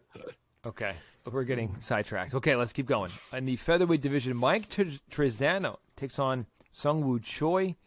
Trizano, the lone wolf, the 30-year-old out of New Jersey, baby. 9-3 as a pro, 2 knockouts, 2 subs, 5 decisions. He's coming off of back-to-back losses, looking to get back into the win column.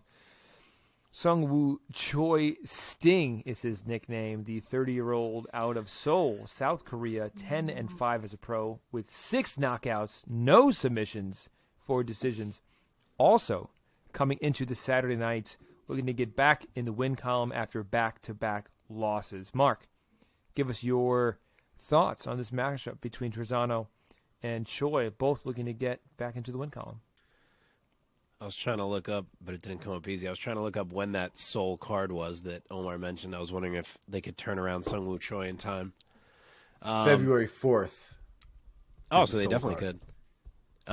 Okay, this one. Mike Trizano is the dog, plus 135. Seungwoo Choi is minus 165. I have never believed that Mike Trizano is more than a lower-tier UFC featherweight, and I don't think that changes here. I think Choi throws with too much power, too much ferocity, too much pace, and I just don't think Mike Trizano has the game to turn him back. Plus, it's a 3.5-inch reach advantage for Choi. I just think he's going to be on Mike Trizano in a way that Trizano is not equipped to stop. So I could see a finish for Choi. I will give Trizano the credit to see the bell, but I'm going to say it's a clear decision win for Seungwoo Choi. Okay, Omar, give it to us. Trizano versus Choi. What's your take? I think the reason I'm personally having trouble picking this fight is because I'm not super stoked on either one of these guys, if we're being perfectly honest. I've enjoyed Woo Choi's fights, I think, more than Trizano's. I will also say Woo Choi has a fantastic, lengthy, cross that he throws really, really well and stays out of danger when he throws that cross. And I think that's where all of his power really comes from, is that punch. But as far as overall game is concerned, I'm not super sold on both of them. And I think that's why I'm having a big problem trying to figure out which way I want to lean. I'm going to go with the guy that I've enjoyed more. I'm going to go with the guy that I've seen crisper technique from. So for that, I'm going to go with Seungwoo Choi. I don't know how much either one's going to get done, so I'm going to go with Seungwoo Choi by decision. Guys, bad news. Nick's lost, so fuck that. Yeah, they got against the fucking Nets. obliterated. I agree with Mark. I think Mark said it better than I could. While I thought it was cool to see a New Jersey guy in there in the featherweight division in Michael Trizano, I've never been super impressed by his skill set. And I agree. I think Choi's going to have a huge power differential, and he's going to sting Trizano, and I think he's going to get him out of there in the second round. I'm going to take Choi by knockout or TKO and midway through round number 2. That's the take. Like it. All right, things are only getting better from here, gentlemen. In the women's strawweight division, Karolina Kowalkiewicz. Why do I give all the Polish? I always forget that's coming. Why do I give all the Polish women this accent, man?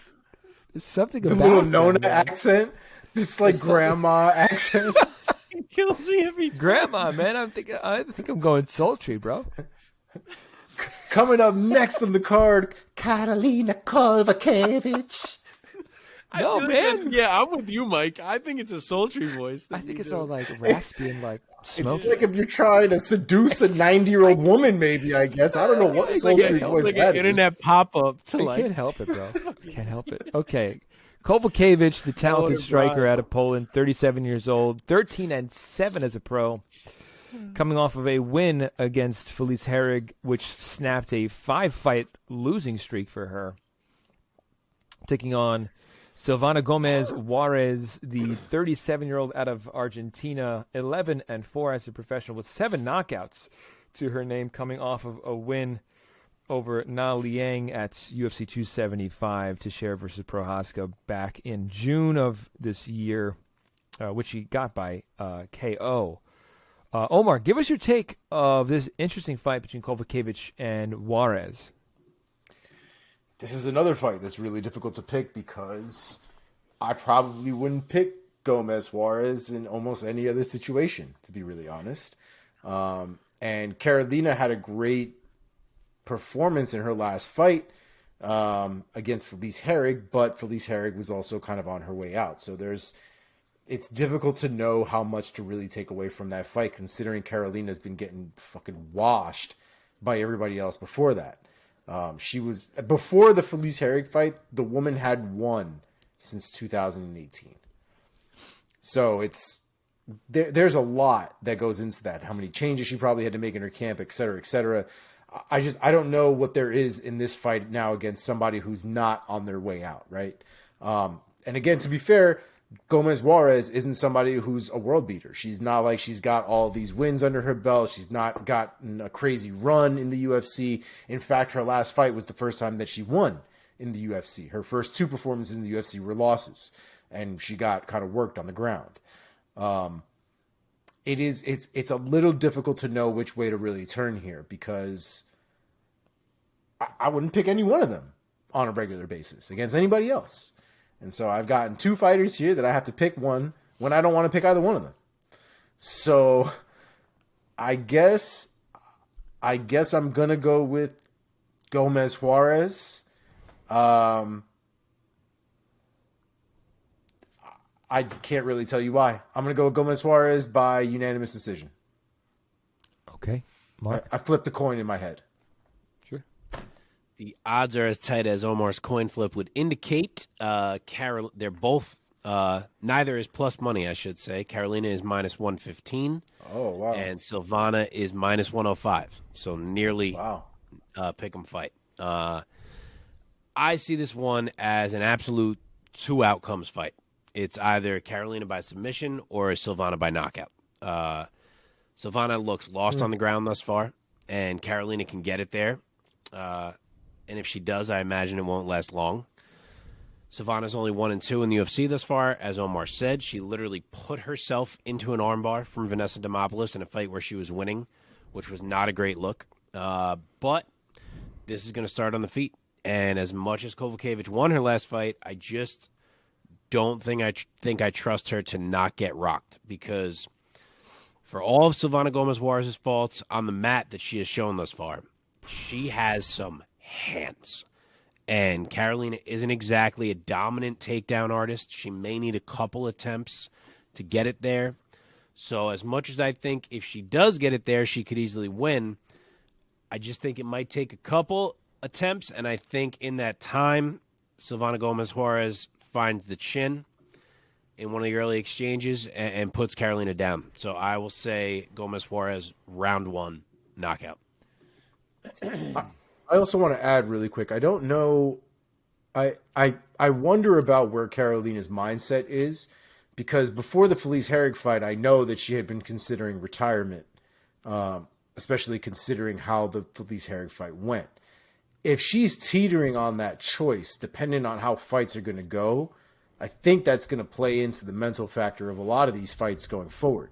And like I said before, the Gomez Juarez is not on her way out. She's not even considering that's not where she is in her career. And so these mentalities are totally different. And Karolina's thinking about potentially getting, retirement and what's next, and all these other things are potentially going through her head when they shouldn't be. It could play into how this fight ends up going down. Just a thought I had.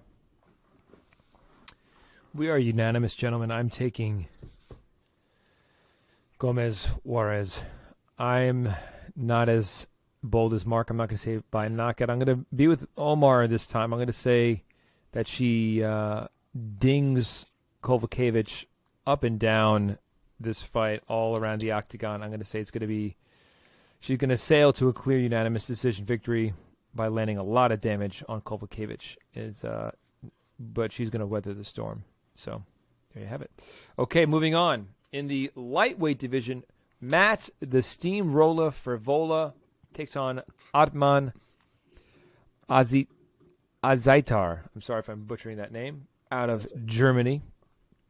Matt Frevola, the 32-year-old out of Huntington, New York, from Long Island. He's 9-3 as a pro with 1 draw, 2 knockouts, 3 subs, 4 decisions, coming off of a TKO victory. Ottman, like I said, out of Cologne, Germany, the 32-year-old, undefeated, 13-0 with 10 knockouts, 2 submissions, and just 1 victory coming by way of decision. He has not lost yet.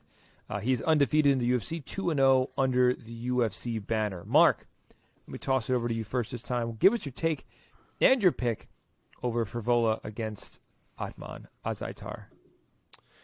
Another fight with tight odds. A lot of great matchups on this card. In this one, Ottman is favored. He's minus 125. Frevola is plus 105.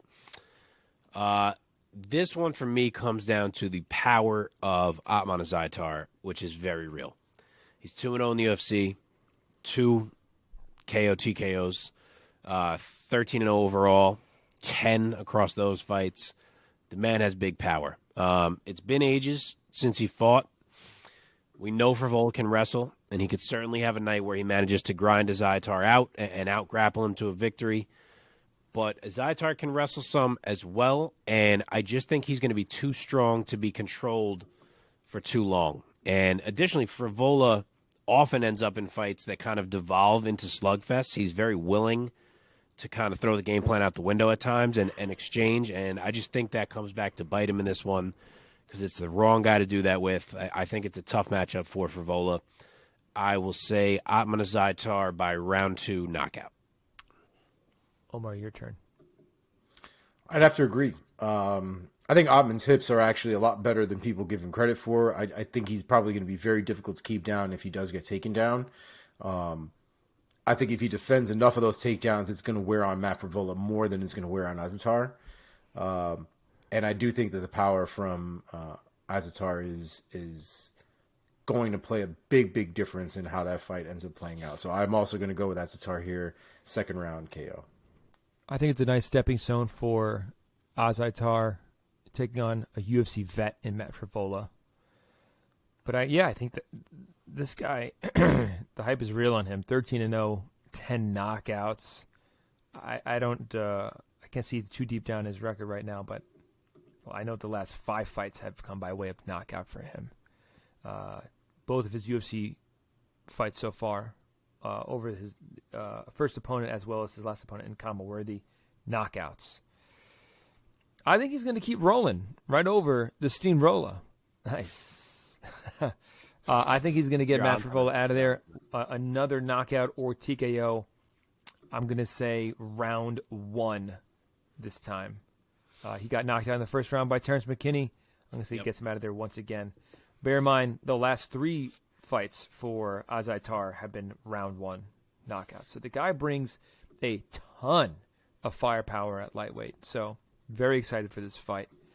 Let us march on now. In the middleweight division, Andre Petroski taking on Wellington Turman. Petroski, the 31-year-old out of New Jersey. He's 8-1 as a pro with 4 knockouts, 4 submissions, all finishes. In other words, no fights have been won by way of decision. Only 1 loss, which is a knockout, which was his last fight before he entered the UFC. It was in LFA. He lost by TKO in round number 2. He's undefeated under the UFC banner, 3-0 in the UFC. Most recently, defeating Nick Maximov back in May of this year. Wellington Turman across the cage, the 26-year-old out of Curitiba, Brazil.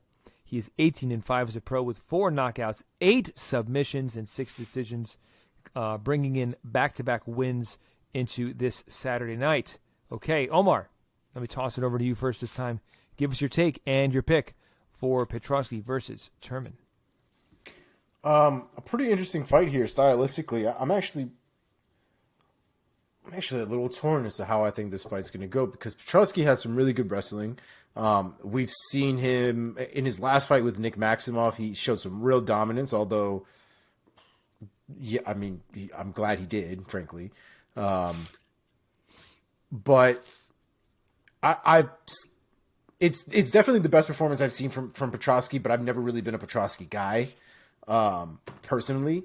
I have enjoyed Wellington Turman's performances. He's of the Teixeira team, so he fights out with Glover Teixeira and all those guys out of Connecticut, and so he's always interested in me, kind of being one of the proteges of the champ, former champ. And he had a great performance against Misha Shirkunov. That was fantastic, although Misha is now not even with the UFC anymore. So it is a little difficult to kind of narrow down exactly how this fight is going to go. But I do think Turman has more tools in the end to really give Petroski a run for his money, even if it does end up going down to the ground. So I'm going to go with Wellington Turman here. I don't think this goes to decision. Both of these guys are really scrappy. So I'm going to go with Wellington Turman by submission, 3rd round. Okay, Mark, give it to us. Okay, Petroski is favored. He's minus 205. Turman is the plus 165 underdog. As Omar said, Turman has some skills. He's got some real slick grappling. But I personally think this is a tough matchup for him.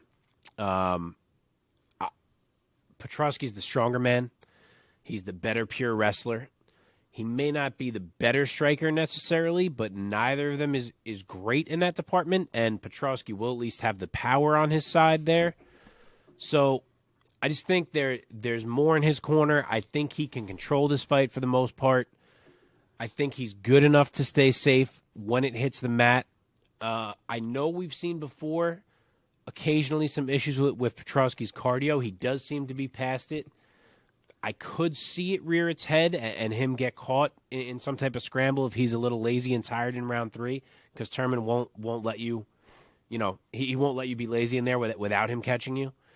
But I'm going to trust it because it has looked better lately, so I will say Petroski wins a decision in a fight where he kind of mixes it up with the wrestling and dictates where it goes. It's a tough fight for me to pick. I think these guys are an interesting matchup for each other. I'm going to go with the guy who's just the more proven guy at this point, 18-5 as a pro. I'm going to go with Turman, and I'm going to say I'll say Turman by decision. I don't have a great read on this fight, to be honest. I want to say he's going to be hunting that submission, but Petroski's never been subbed. So I think it's going to be a tough fight for Turman to get him out of there, so I'll say Turman by decision. Okay, marching on now. In the women's flyweight division, very, very exciting fight between Erin Blanchfield and the very popular Molly McCann. So we have Blanchfield, cold-blooded, a 23-year-old out of Elmwood Park, New Jersey, trains partially over at MK Muay Thai. I know those guys well from the Muay Thai scene in New York. Blanchfield, the very talented striker. Again, it bears repeating, she's only 23 years old, and she is going to her 4th fight in the UFC. She is 9-1 as a pro overall, with 2 knockouts, 2 subs, and 5 decisions. 1 decision loss. She has never been finished. She's 3-0 in the UFC. I think I said that already. Most recently, submitting J.J. Aldrich back in June of this year. She will be standing across from the very popular fan favorite Molly Meatball McCann, the 32-year-old out of Liverpool, England. She's 13-4 as a pro, 6 knockouts, no submissions, 7 decisions, riding a 3-fight win streak coming into this weekend.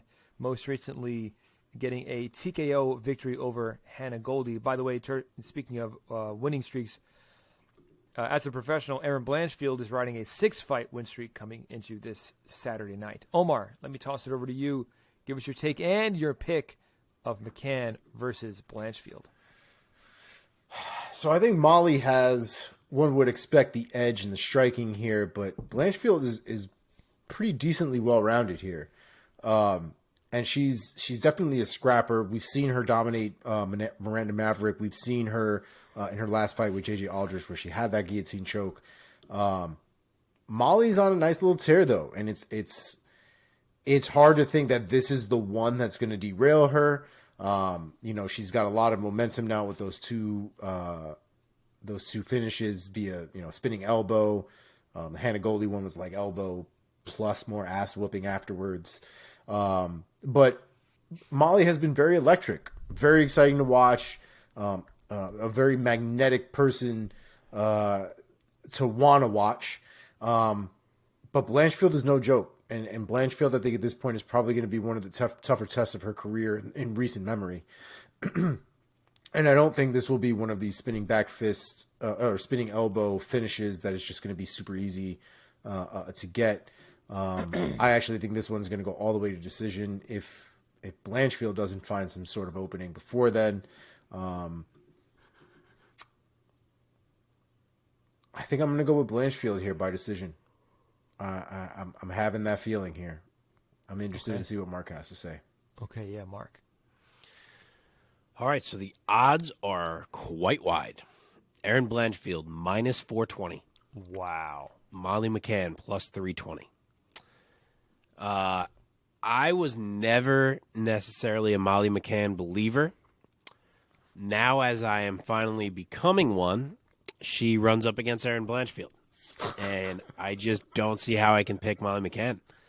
She has drastically improved. She has found a game that works for her, that allows her to get her strikes off. But Erin Blanchfield is very good. And Erin Blanchfield can wrestle, and Erin Blanchfield can grapple. And as good as Molly has looked on the feet, I don't know that she can stop those things. I just see Molly being in trouble in the grappling department in this fight. And Erin has a 6-inch reach advantage, which is a nice thing to fall back on try to, kind of keep things at a safe range and only close that distance when you're ready to close it. So that helps too. So there may be moments for Molly Meatball. I do think the odds are very wide. If she's plus 320, I wonder what Molly by KO is with the way she's been finishing girls lately. That may be worth a small sprinkle just because of what kind of odds you're going to get.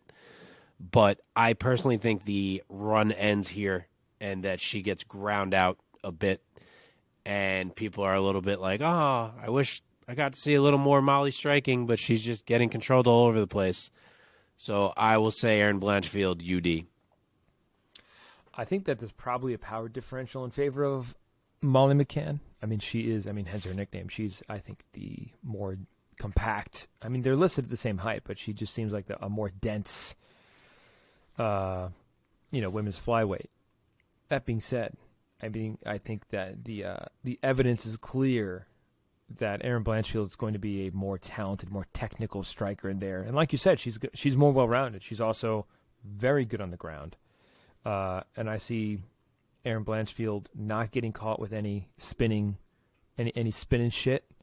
And I'm going to go Blanchfield by unanimous decision. I don't think she's going to get her out of there because Molly McCann is very durable. So there you have it. Yeah, I think Blanchfield keeps moving on. It's going to be getting better and better. And it's going to be getting juicy for Erin Blanchfield next year. I mean, it sucks for Molly McCann. It was a fun hype train. She got to be on the last 2 UFC London cards. And when she wins, and wins with spinning shit, she jumps on the cage and she's there with her hometown crowd, and it's amazing. It's quite a show. She's saying she might have Drake there supporting her at MSG.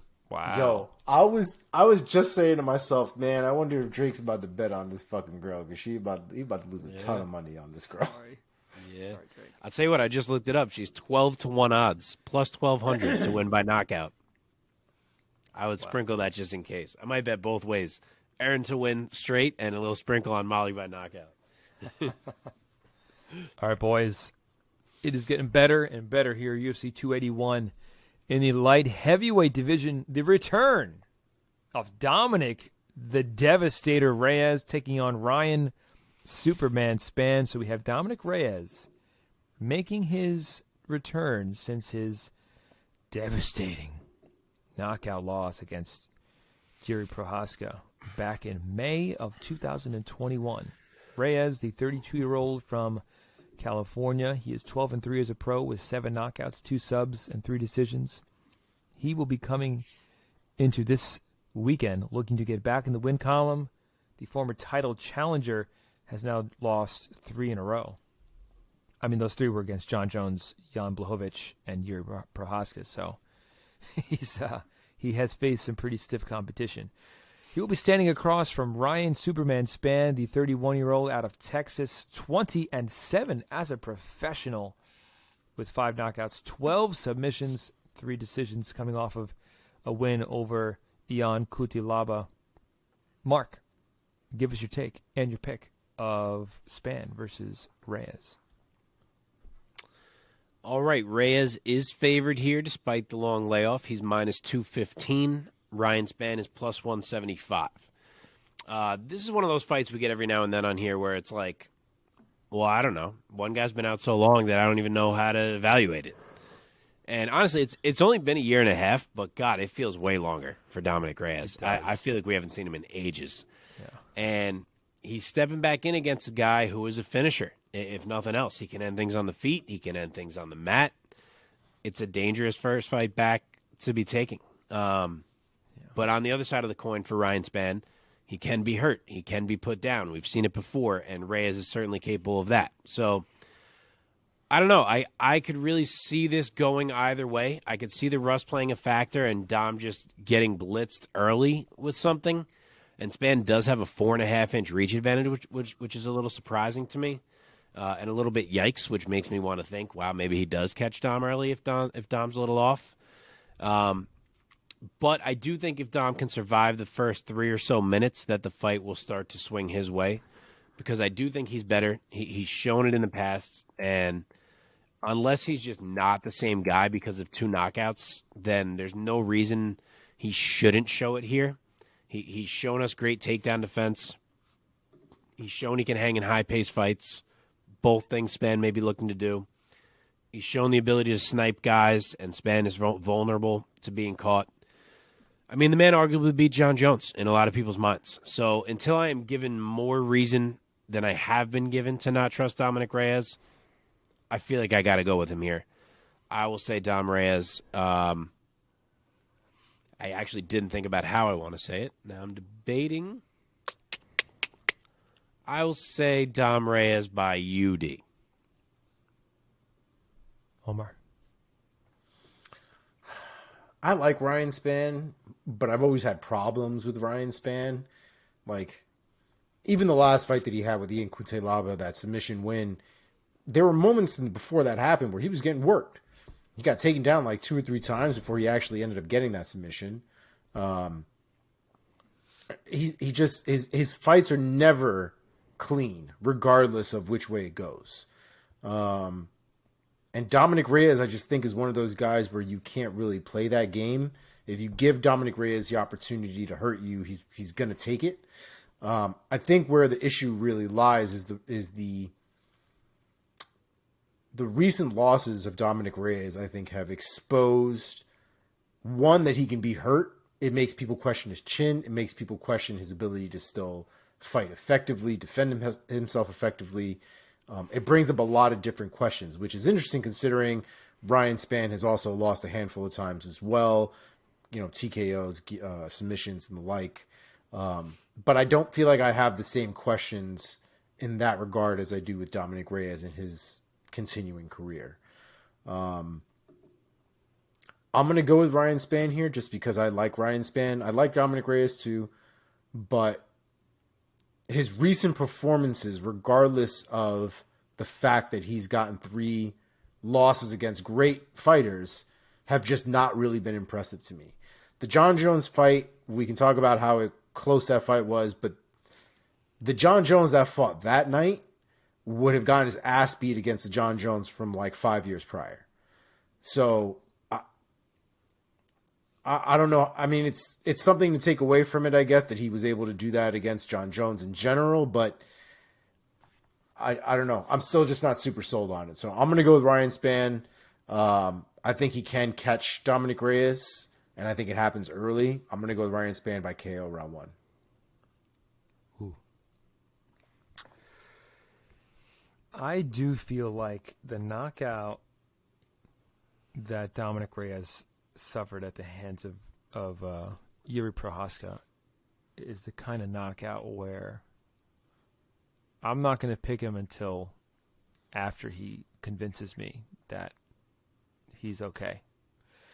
So I'm also going to take Ryan Spann by knockout.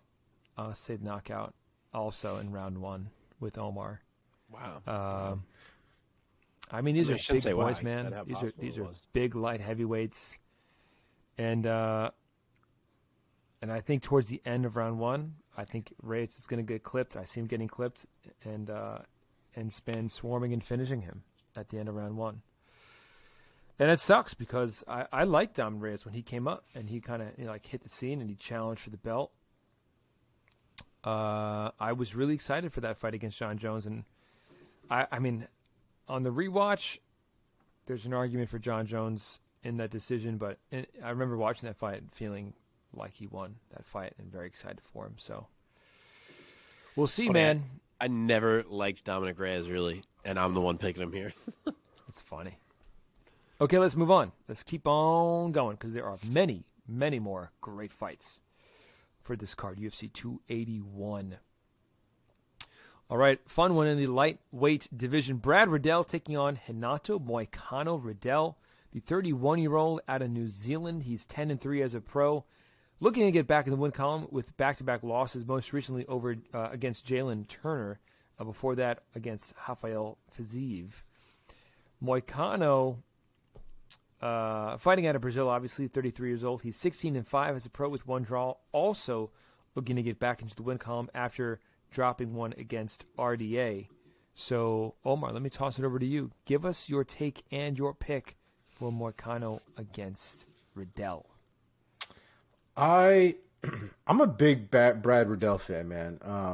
I really got sold off of that Rafael Fiziev fight. I know he lost that fight, but that fight was tremendous. That was an absolute savage-ass fight that really came down to the last few moments of that of the fight in general, where Fiziev was able to time very well and pull off a spinning roundhouse kick, or a spinning wheel kick, I should say, and catch Brad Riddell and finish him from that point on. But up until that point, it was a very competitive back-and-forth fight. The Jalen Turner loss, I thought, was more of him getting caught more than anything. I still think if they fought again, I would probably still be picking Brad Riddell to beat Jalen Turner. As good as Renato Moicano is, I think he's also had a string of bad luck. He's had some ups and downs. He's had some great performances as of late. I don't know if he changed camps recently or not. in the last couple of years, but he's had some really good performances of late. He just recently did lose to Rafael Dos Anjos, but he did have a fantastic performance against Alexander Hernandez and another one against Jai Herbert as well. I do think Brad Riddell, though, skill for skill, I think is a little bit better. Just about everywhere minus the ground. I do think Moicano probably possesses a little bit better jiu-jitsu overall. But I don't think he'll be able to hold Brad Riddell down or even implement that part of his game. I wouldn't imagine. So I think this is going to be a stand-up fight for the most part. So I'm going to go with Brad Riddell here. I think it'll be a back-and-forth fight up until a certain point. So I'm going to go with TKO round 3. Okay, Mark, give it to us. Another fight with super close odds. Renato Moicano favored minus 125. Brad Riddell, even money, plus 100. This is a really great matchup. Both these guys are so good. They're just in a stacked-ass division. But both guys also really need this win right now. So they're going to come out going for it. And this will be interesting because there is no Brad Riddell shoot option here, which he likes to mix in sometimes. He is a straight striker in this fight because if he tries to go to the ground with Renato Moicano, he's probably going to get tapped. Whereas Moicano will have that shoot option and may even immediately opt for it. We'll see. But until and unless that happens, we are going to have a hell of a matchup on the feet. Riddell should have the advantage technique-wise, but Moicano is willing to scrap. He will always have that takedown attempt in the back pocket, which could throw Riddell off, open him up a bit. I like the game of both of these guys a lot. I think they're both underrated fighters. It's tough to call. I could see a weird scramble early on in the fight when they're dry where Moicano just catches something. But I'm going to say it doesn't happen. I'm going to say Riddell can stuff enough takedowns and that as the fight goes on, he starts to pour it on Moicano. Because Moicano, as much as he's a dangerous striker and a tough striker, he can be a bit one-note at times. And a guy with the kickboxing experience and credentials of Riddell, I think the more minutes he has in the cage with him, the more openings he's going to find. So I think as it goes on, he pours it on a bit, pulls away on the cards, maybe drops that first round. I'll say 29-28 Brad Riddell. I like it. I think this is going to be a you almost forgot fight for Brad Riddell. I mean, he ran up against the very, very talented Rafael Fiziev, who is sort of now in the upper echelon of lightweight. And then I agree with Omar. I think against Jalen Turner, he got caught. He got subbed very early on in round number 1. And I think that Riddell is going to remind a lot of people of how talented he is against another very talented opponent in Moicano. I'm going to say Riddell gets it done by unanimous decision. I'll agree with Mark and maybe say 29-28 and maybe one judge with a 30-27 or something like that. Moving right along, oh baby, in the lightweight division we have Dan Hooker against Claudio Puelles. So Hooker, the hangman, 32-year-old out of New Zealand, 21-12 as a pro. He is a fighter's fighter, a fan favorite, and for good reason. He has fought a who's who at 155 pounds, as well as a few fights at 145 now. Of his 21 victories, 10 have come by way of knockout, 7 by submission, only 4 wins by decision for Mr. Hooker. He is looking to get things back on track with the win after back-to-back losses against Arnold Allen and Islam Makhachev. And he is has only won 1 of his last 5 fights against Nasrat Haqparast. The other 2 losses being against Michael Chandler and Dustin Poirier. So his losses are nothing to really, turn your nose up at. He will be standing across from Claudio Puelles, the Prince of Peru, the 26-year-old out of Peru, 12-2 as a pro, 2 knockouts, 7 submissions, 3 decisions. He's riding a 5-fight win streak coming into this weekend. He is 5-1 under the UFC banner. So, Mark, let me throw it over to you first this time. Give us your take of this return fight for Dan Hooker. Yet another close one. Dan Hooker, the minus 150 favorite. Claudio Puelles, plus 125 as the dog. Dan Hooker has had a really rough road that has made it easy to think that he's lost it. and I don't think that he has. Now,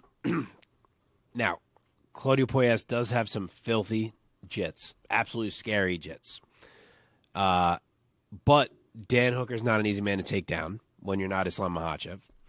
And Claudio Puelles isn't even a good wrestler. Like, he's more of the opportunistic grappling type. Like, yeah, it's frightening the way he can, like, snatch a leg out of nowhere or something of that nature, but I don't think that's happening to Dan Hooker. I really don't. I think he's too skilled.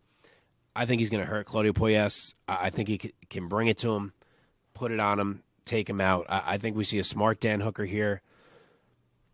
Fight smart, keeps the fight where it needs to be, keeps his pace, just puts shots on Puelles and eventually gets him out of there. I'm going to say Dan Hooker, round 2 TKO. Okay, Omar, give it to us. I've been a big fan of Claudio Puelles since he stepped on the scene here in the UFC. I think that his potential is pretty damn high, and I also love the fact that he's out of Peru, kind of one of the first guys out of Peru to kind of work up his way through the scene. I don't know, man. I jumped on this boat a long time ago. I don't think right now is when I'm about to jump off of it. Dan Hooker is a tall order. Puelles shows a lot of issues when it comes to the submission game. There are a lot of questions that need to be answered as to where his striking ability is against especially somebody like Dan Hooker. What do those transitions look like? Can he mix up a ground game at some point against Dan Hooker? Like Mark said, he's not a guy to just, like, he doesn't have like a blast double that he can rely on or anything significant to get a guy down to the ground like that, especially not somebody as good as Dan Hooker. For me, this fight here, more than anything, is an opportunity for me to see where Puelles really stacks up against the higher echelon of the division, because I have had really high hopes for this kid. So I'm going to stick with him. It's a tall order. He might not be able to do it, but I'm going to go with Claudio Puelles by submission, round 3. Interesting. I'm going to go against my better judgment. I'm going to say that Dan Hooker gets back in the win column. I just made this rule with Dominic Reyes. And I feel like I should be saying Dan Hooker's got to sort of show me that he could be more reliable before I pick him. But I love him. And I'm going to go with my man Dan Hooker. I think he's going to get it done. I think he's going to hand Claudio Puelles his second career TKO. And then we're going to be like, Dan Hooker is back, baby. I'll say he gets it done in round number 3. Okay, boys. It's time for the legend, Frankie Edgar, in a bantamweight bout against Chris Gutierrez. Frankie Edgar, the answer. 41 years old, out of Toms River, New Jersey. 24-10 with 1 contest even. 7 knockouts, 4 subs, 13 decisions. Coming off back-to-back losses, though, against Corey Sanhagen and Marlon Chito Vera back in November of 2021, so pretty much exactly 1 year ago. Standing across from Chris El Guapo Gutierrez, out of Texas, 31 years old, 18-4 as a pro with 2 draws, 8 knockouts. He's riding a 3-fight win streak coming into this Saturday night. Excuse me. Omar, let me toss it over to you. Give us your take. Gutierrez versus the legend, Frankie Edgar. So this is a sad one. Frankie Edgar's retirement fight, when you look at his most recent losses and things like that, after basically having never been knocked out before in his career, he now has like 4 knockouts in his last 5 losses. It's sad to see, because I don't know how chinny he is at this point. Gutierrez has a few knockouts on his record, nothing crazy in recent memory, with the exception of the Dana fight. I want Frank Edgar to win, obviously. I would hate for him to go out on a loss, especially having gotten knocked out again. you would hope that his technique, his wisdom, his experience comes into play, that he's able to gut out a decision victory against Gutierrez. But Frankie has shown that, it's possible at this point to turn him off. So I'm going to go with Frankie Edgar, though, to the end. Decision. Mark, give it to us. Surprisingly, to me at least, Chris Gutierrez is minus 220. Frankie Edgar plus 180. As for the pick, if you think I am not picking Frankie Edgar in his final fight in MSG in New York, you are bugging.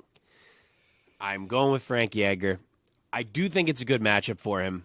I think that the UFC maybe knows that because Chris Gutierrez, is not really a KO threat. Obviously, Omar, his last fight he won by KO. He can knock guys out, but he's not that kind of power striker. And he can be taken down and out-wrestled. And for that reason, I'm kind of surprised that Frankie's as much of an underdog as he is because Chris Gutierrez is really good. Don't get me wrong. This is a big jump for him, first of all. A big jump. But the dude throws nasty leg kicks that are probably going to be slamming into Frankie's legs all night. He's going to try to replicate what his teammate Jonathan Martinez just did to another vet in Cub Swanson. But I don't know. I don't see it. I think Frankie can impose his will on Gutierrez in the wrestling and that we get a vintage Frankie performance. I guess it's possible that Frankie's chin is just gone and we're going to see some really sad, moment where he gets clipped here and we're like, oh my God, that put him out. I really hope that's not the case. And we've seen him deal with leg kicks before. He dealt with it from Pedro Munoz. He did all right with it. I think he can do it here. I'm going to say we get a vintage Frankie win, out wrestles Gutierrez. And even if I didn't truly see that, I would still be picking it because you pick Frankie Edgar in his final fight in MSG. That's the rules. Frankie Edgar, UD. Sure, Mark. I'll pick Frankie Edgar by UD in his final fight. I don't have a great feeling about it. I don't want him to have a loss against a guy at this point, as low as Chris Gutierrez.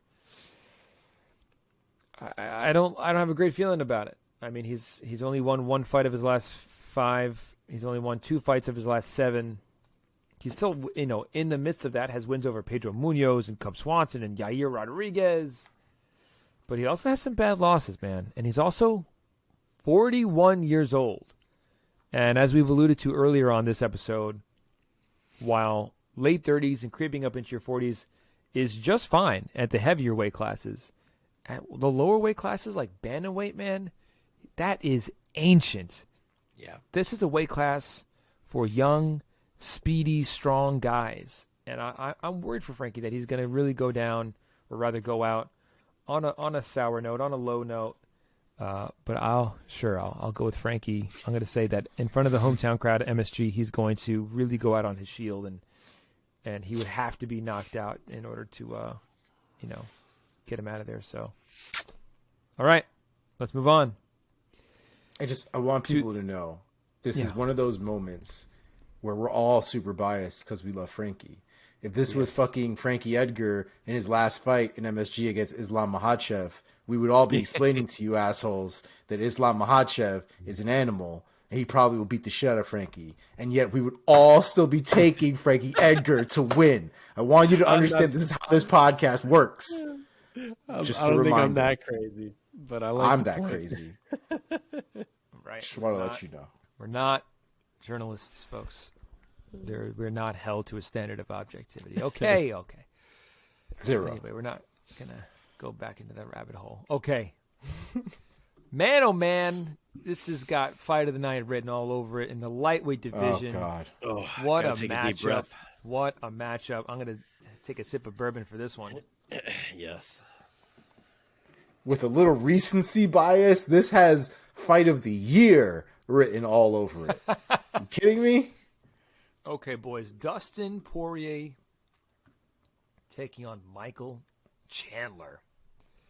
So we have Dustin the Diamond, of course, famously out of Louisiana, 33 years old. 28-7 as a pro with 1 no contest. Coming off of a loss in the title bout against Charles Oliveira, December of last year. Dustin's fought everybody. Conor, Hooker, Max Holloway, Alvarez, Gaethje, Khabib. Chandler, a newer entrant into the UFC, long tenure at Bellator. Iron Michael from Missouri, 36 years old.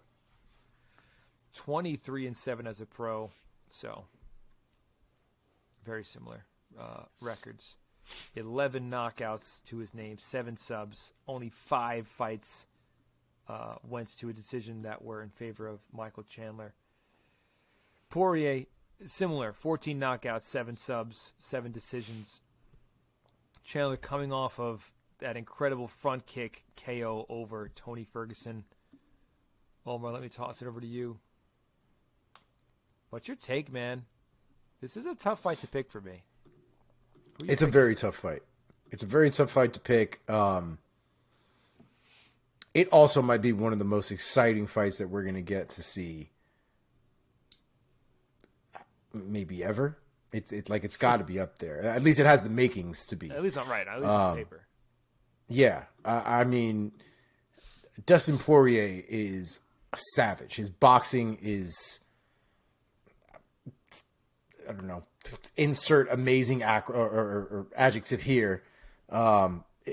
His boxing is fantastic. His range management is fantastic. His takedowns are great when he needs to have them. His ground control is fantastic. I mean, the man is elite, right? He got run over by Charles Oliveira just a smidge in that third round, excuse me. Khabib Nurmagomedov kind of sunned him a little bit. But if you look at his record, the man wins. He is a winner. It's very hard to pick against somebody with that kind of consistency, and especially understanding how those losses came about. He's losing to the champions. And Michael Chandler, as good as he is, as difficult as he is, at this particular point in his career, he's not a champion. He is a gladiator. He is the man who comes into the center of the octagon, looks at everybody and says, I am here to entertain you. And that could mean him front kicking Tony Ferguson in the face, or that could mean him getting into a barn brawl with Justin Gaethje and eventually losing. I have more confidence in Dustin Poirier to win the fight. I think that it'll be an exciting, brawling fight, but I think at the end of the day, Dustin Poirier, I think, has more of an understanding of how to do that as well as how to win. I also think that as many openings as there will be with them going back and forth, I just think Dustin's boxing is just a bit tighter than Chandler's is. I'm going to go Dustin Poirier by KO round 2. All right, Mark, lay it on us, man. I'm very interested to see how tight or how wide these odds are. I'm guessing Poirier is the favorite, but I'm interested to see these odds. Yeah, I feel like I looked not that long ago and they were tighter. So I don't know if money's been coming in on Poirier. He is minus 225. Michael Chandler is plus 180. It's about right, actually. That's what I figured. Yeah. So I may talk for a minute here. I freaking love this fight. It's incredible. I think Michael Chandler is incredible. I think he is one of the most interesting challenges in the lightweight division for Islam Makhachev, simply due to the package that he brings of the speed, the athleticism, the power, the wrestling that he does possess, the scramble ability. I think he's interesting. If you got to find someone who could be a challenge to Islam, I think Chandler might be more of one than Poirier is. I don't think he's beating Dustin Poirier. I don't know what it is. I can't picture it. I feel torn on the fight, but when I force myself to envision it, I can't see Chandler doing it. I don't think it's the right matchup for him. His technique is not where Dustin's is on the feet. They're going to be exchanging on the feet. Chandler's going to get hit more than Dustin is, I imagine. If Chandler tries to make it a dog fight, I lean Poirier. The man is a dog, just like Gaethje. Like, dog fights are where they live. If it's not a dog fight, I think Poirier is probably going to be using the low kick as a weapon and picking away with that. I think Chandler's stance has that front leg out there to be kicked. And I just think that as explosive as Chandler is at covering space, that Poirier is so good at taking angles and at stepping through his punches to make you step backwards that he can get Chandler backed up toward the cage. And we know that Dustin will just kind of trap you there once he has you backed up and start unleashing with the variety that he has. And I don't think Chandler's as good in that type of spot as he is out in the open where he can use that fast twitch ability that he has. Now, in the open, Chandler's electric. He's so fast and so powerful that it can be overwhelming. So the possibility of Poirier being caught early in this fight definitely exists. I do think Dustin needs to come out a bit careful, but I just think Dustin's the more skilled striker, and I think that's going to be the story. What Chandler should really do here is mix in some wrestling. I really think him introducing that blend could change the whole fight and could open Dustin up a bit more defensively, but it seems like Chandler has kind of left the wrestling behind a bit these days. So I'm not sure we're going to see much of it. I wish this thing was 5 rounds. I wish it so badly. I think that would bring even more angles into this fight. But either way, I'm going to go Dustin Poirier. I could see it going the whole 15, of course, but I'm going to see Dustin gets him. I'm going to say Dustin gets him. I can't speak. In a late barrage. Dustin Poirier, round 3, TKO. Yeah, it's interesting. I heard a quote from Beneil Dariush about this fight, and I really agree with him. I think he says something like that Chandler could be better, and Chandler could beat Poirier. But Chandler seems to be committed to this idea of, like you said, Mark, of really committing to just being this gladiator in this later stage of his career and just trying to be as entertaining as possible in a way that's kind of... gladiator line. It's a good line. Yeah, and in a way that's kind of like strategic on his part. It seems like he's strategizing in trying to make himself the most entertaining and most marketable fighter on the whole roster. And he is, man. Who doesn't want to tune in and watch Michael Chandler? Come on. Hell yeah. Dude's probably making way more money now than he was making at Bellator, too. Sure. I Possibly. mean, they seem to love his ass over there. Oh, yeah, they do. So, that being said, yeah, I do think that Poirier is better just about everywhere, just about. The thing that I love about Poirier, and I've been a Poirier guy since his featherweight days, man. Since he came up, I was like, this is my guy right here. And, this is documented on this show, my love for this man. But truly, to see where he's evolved to at this point of his career, Poirier, he wears different hats as a fighter. He is both very technical and has very good boxing and striking technique, but he also, at the same time, he's like, if I need to be a dog, I can be a dog, and I can be a fucking warrior, and I can gut it out pretty much against anybody. I mean, looking down his list here of names that he has taken, if it is a stand-up fight, Poirier finds a way to win that fight, whether it's with technique or whether it's a war. The only guys who have bested him as of late are Oliveira and Khabib, both of whom have done that with grappling. Yep. Dude, and Chandler's not going to honestly, man, the worst part, too, about both of those fights, the Oliveira and the Khabib fight, you could see Poirier overthinking both of those fights.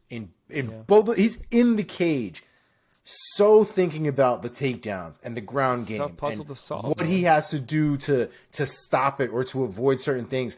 Like, he had made a conscious decision to give up an entire round just because he had got on the ground with Khabib and he didn't want to do let anything go or potentially get caught in something. Like, those things where, especially if he feels like somebody else does something significantly better than him, he tends to overthink it, and he gets I think he screws himself there. I don't think we have that issue with Chandler. I don't see his wrestling being, levels above Chandler at this point. Above Poirier. Yeah. Chandler, so I just to put a bow on this, I see this fight against Chandler going the way that Poirier's fight against Alvarez went. I think he's going to kind of slowly pour it on him, and damage is going to accumulate. And I agree with Mark. I have the same pick. I think Poirier is going to get a TKO in round number 3. It'd be interesting if this was a longer fight. Maybe. I don't know. But yeah, I'm going round 3 TKO for my guy, Dustin the Diamond Poirier. But I'll say this too. Chandler is so explosive and athletic. I do think he's a live dog. Like if Chandler catches Poirier and clips him, I won't be like, oh my God, that's so shocking. Yeah, I really think Dustin's got to be careful for a few minutes of that fight. Absolutely. It should be right, 5 boys. rounds, though. Seems crazy to me that they don't make these fights 5 rounds. Yeah, I know. Well, it's the Garbage. co-main event. Garbage. In the co-main event, we do have a 5-round title bout in the women's strawweight division. Carla, the Cookie Monster Esparza, is defending her women's strawweight strap against Zhang Weili. Here we go. Esparza, 2-time now title holder, 35-year-old out of California. She's riding a 6-fight win streak, including her title win, reclaiming her title over Thug Rose Namajunas back in May of this year. She's 19-6 as a pro, with 11 decisions on her record. Weili Zhang, Magnum. I never knew Magnum was her nickname. Out of China, 33 years old, 22-3 as a pro with 11 knockouts and 7 submissions. What a savage. Coming off of a knockout victory over Joanna Jędrzejczyk back in June of this year. Mark, let's start with you this time. Give us your take on how Zhang is going to kill Esparza. Excuse me. Whoa. Excuse me. Weili is the favorite. She is minus 380. Carla is plus 280. Just real quick, I got to say, the fact that Carla's a 2-time champion is pretty damn impressive, because if you went through the list of 2-time champions, she would undoubtedly be the outlier of like, wow, can't believe that person got the belt twice. Yeah. And she had, so Yeah. good for her. With that said, I don't want it to sound as if I am disrespecting Carla Esparza, because I absolutely do respect her skills and respect the puzzle that she makes herself for these strawweights. But there is no way on earth that I'm not picking Weili here. She is a freak, a literal freak. I mean, did you guys see the video of her picking up Francis Ngannou the other day? Yes. Who is not in the hell was who is that? not on weight. This man is not. This is not. If you watch that 300 video, pounds, probably. yeah, he's not 265 or whatever you see him weighing in He's a at. child. He's a giant. Yeah, Like I think he said he was 295 in that video is what he said. craziness. Jesus Christ. Wow. But yeah, she looks better and better every single time we see her. Her training videos these days look legitimately insane. Her hand speed is silliness. She's strong. She's an athlete. Her wrestling is much improved since training with Henry Cejudo. It looks like it's leveling up each fight.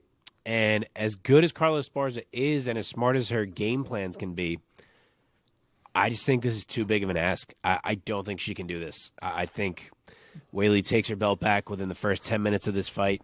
Could be the first 2, but yeah, I think it's a performance that may border on scary. I'm going Weili and New, round 2 TKO. Sure. Omar. I want to believe in Carla Esparza more than I do.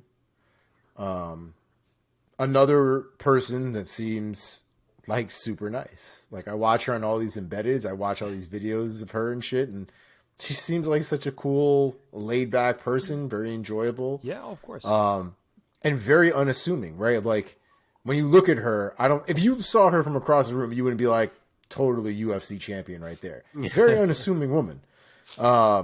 And if you look at her record, like she's solid, man. Like she's got wins under her belt against real people. She's done real work in the division. And for the life of me, I can't believe in her the way I want to. I just think her performances always leave a little something more to be desired. And I just feel like every time I watch her fight, even when she wins, I keep thinking to myself, there's somebody who can take real advantage of this girl in her game. And we're just waiting to see who that is.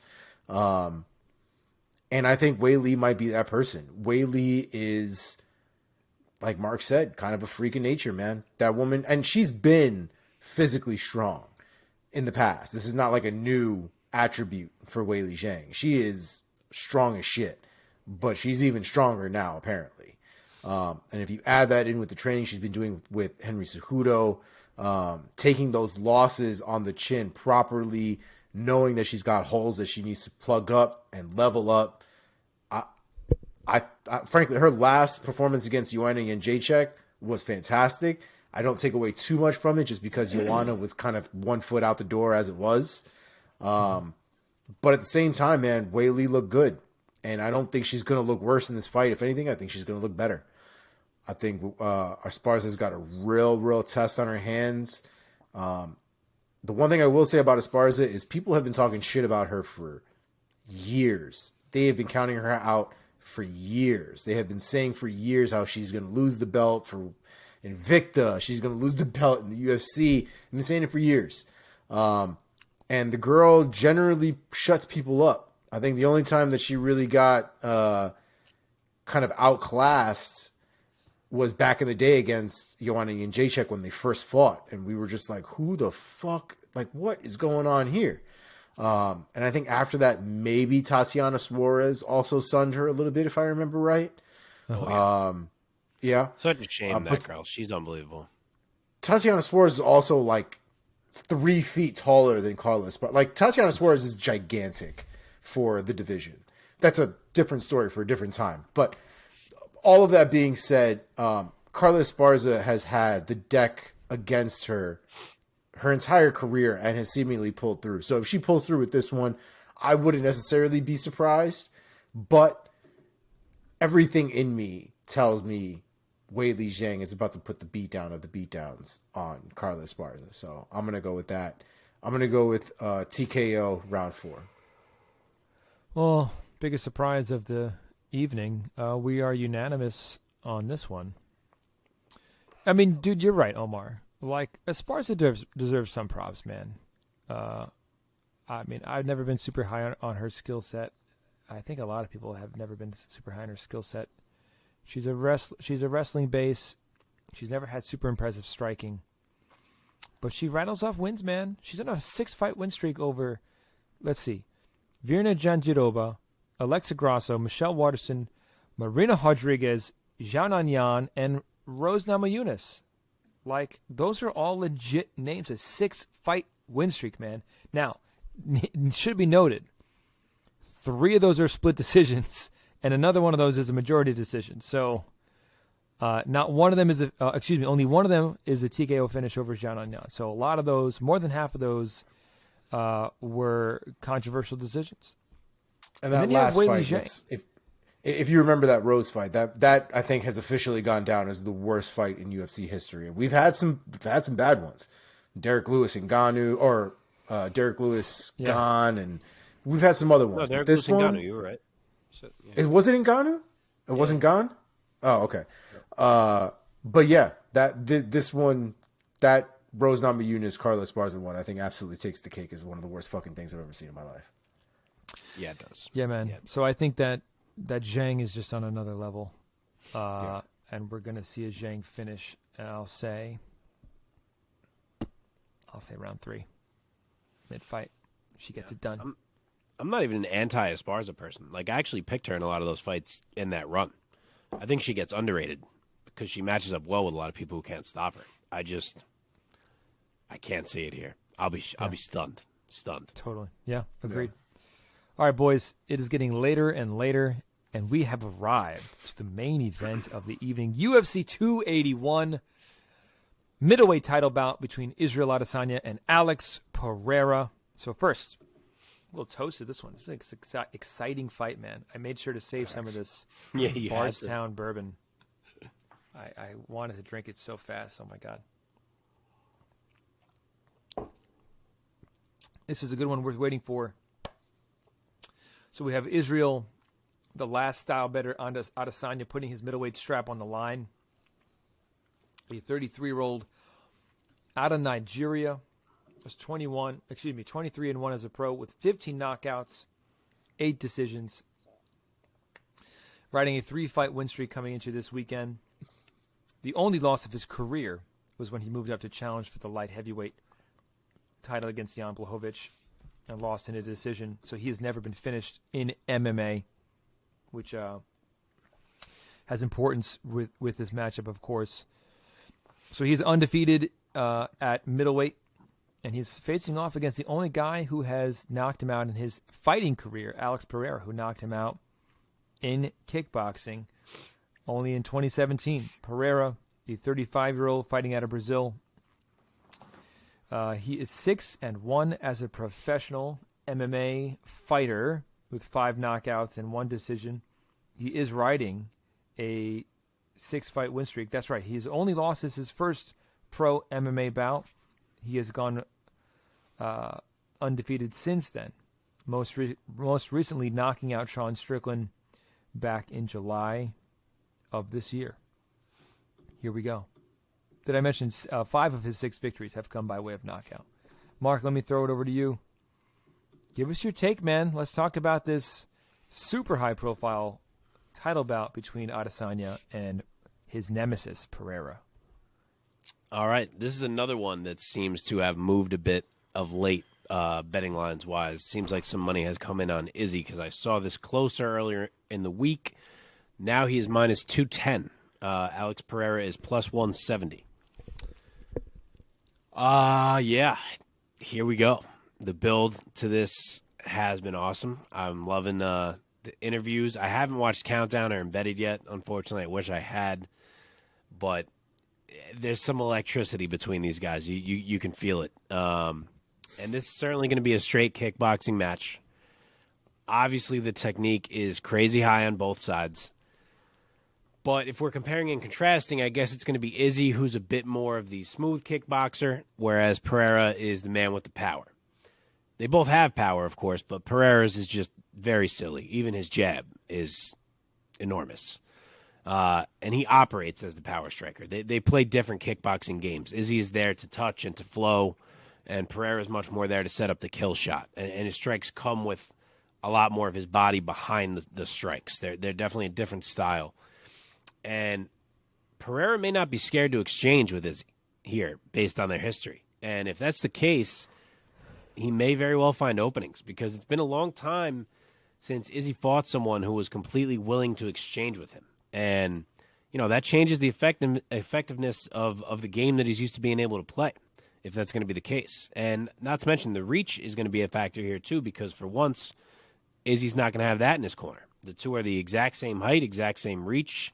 They're the same guy in a lot of ways. And if Robert Whittaker's out jabbing Izzy, which is going to happen with Pereira's reach and power, then, we could see some interesting exchanges in this fight. It's a big factor to consider.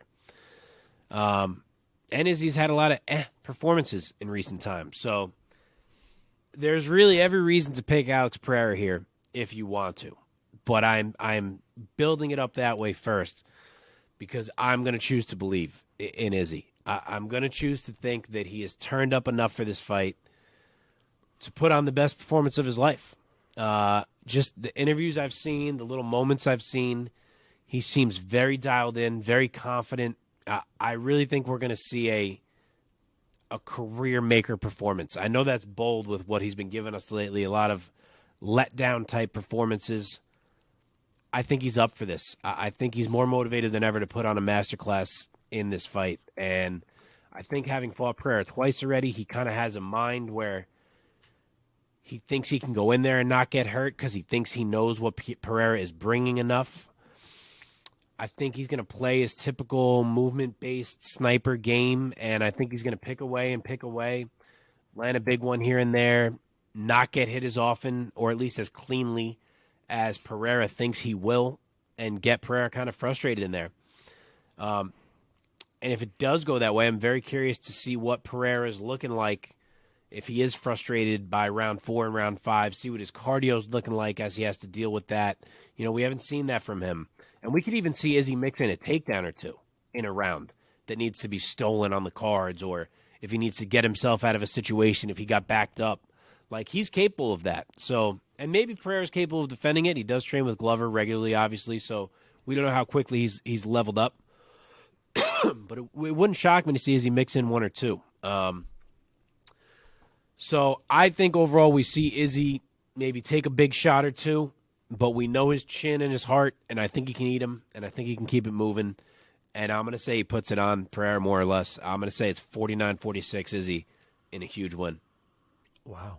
Okay. Omar, give it to us. I personally think that Pereira is, or seemingly is, riding the laurels of that win a little too much. It seems to be the narrative, obviously. There's no way this kid's got a title shot 1 year after coming into the UFC. There's no way that would have happened had it not been for the history, obviously, had it not been for everything that had been going on prior to, to him coming into the UFC. So there's a lot of reasons why he's getting this title shot. And while there is obviously a reasoning behind picking Alex Pereira to win this fight, I just think Israel Adesanya is still on a different level. I'm of the mindset that the people that he fights have not forced him to fight at his full potential. There's a part of me that honestly feels like he doesn't put himself in danger against certain people because he doesn't feel like he has to or because they don't force him to. Pereira, I don't think will give him that opportunity. I think Pereira will come forward and he will make Adesanya play with him. There will be a lot of countering, I would imagine, a lot of feints, a lot of setups between the two of them. I don't see this being throwing outside leg kicks for 5 rounds. And again, if that happens for 5 rounds, it's difficult for me not to blame Pereira for that as well. I'm not going to go down that route because we haven't gotten there, but there is some responsibility, I think, on Pereira to bring the fight just as much as there is to Adesanya as well. And I think both of these guys with their history, Adesanya, I would imagine, wants that one back to some extent. It doesn't sound like he's been crying about this knockout for however long that happened. It does seem like Pereira seems like the guy that go around and be like, hey, you know that guy that knocked out Izzy? That was me. His kids kind of seem like dicks. I'm just going to put that out there real quick. His kids seemed a little asshole-ish. I don't know if you guys saw the video after Pereira knocked out Izzy. Oh, yeah. After Pereira knocked out Izzy, one of Pereira's sons goes into the cage right next to Izzy, pops himself in the head with a water bottle, and just sort of pretends to get knocked out, just like Izzy had just been knocked out prior to that. So they're young. They're still kids. I think they're like 12 now at this point. But they're kind of little assholes. So not thrilled about that there. And so they all seem to be really they all seem to be riding high on the fact that Pereira has knocked out Izzy all those years ago in kickboxing. And Izzy doesn't seem to really let it bother him as much. He 100% admits that it's a personal thing. Pereira right now has got bragging rights. He's got all the reason to talk all the shit. But Izzy's ready. He seems like he's ready for it. And for me, I trust somebody more, and I think I've said this before, I trust somebody way more who's honest with themselves and who's upfront with the reality of the situation rather than somebody who likes to seemingly hide or make excuses as to why things were the way that they were. Israel said he knocked him out. He caught him. Did some good setups, caught him, and that was it. He's never taken anything away from that opportunity, from that fight.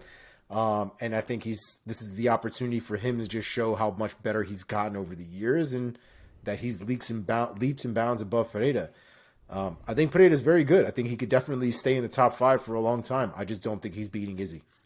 So with all that said, I'm going to go with Izzy by unanimous decision. I also think he wins 4 rounds to 1.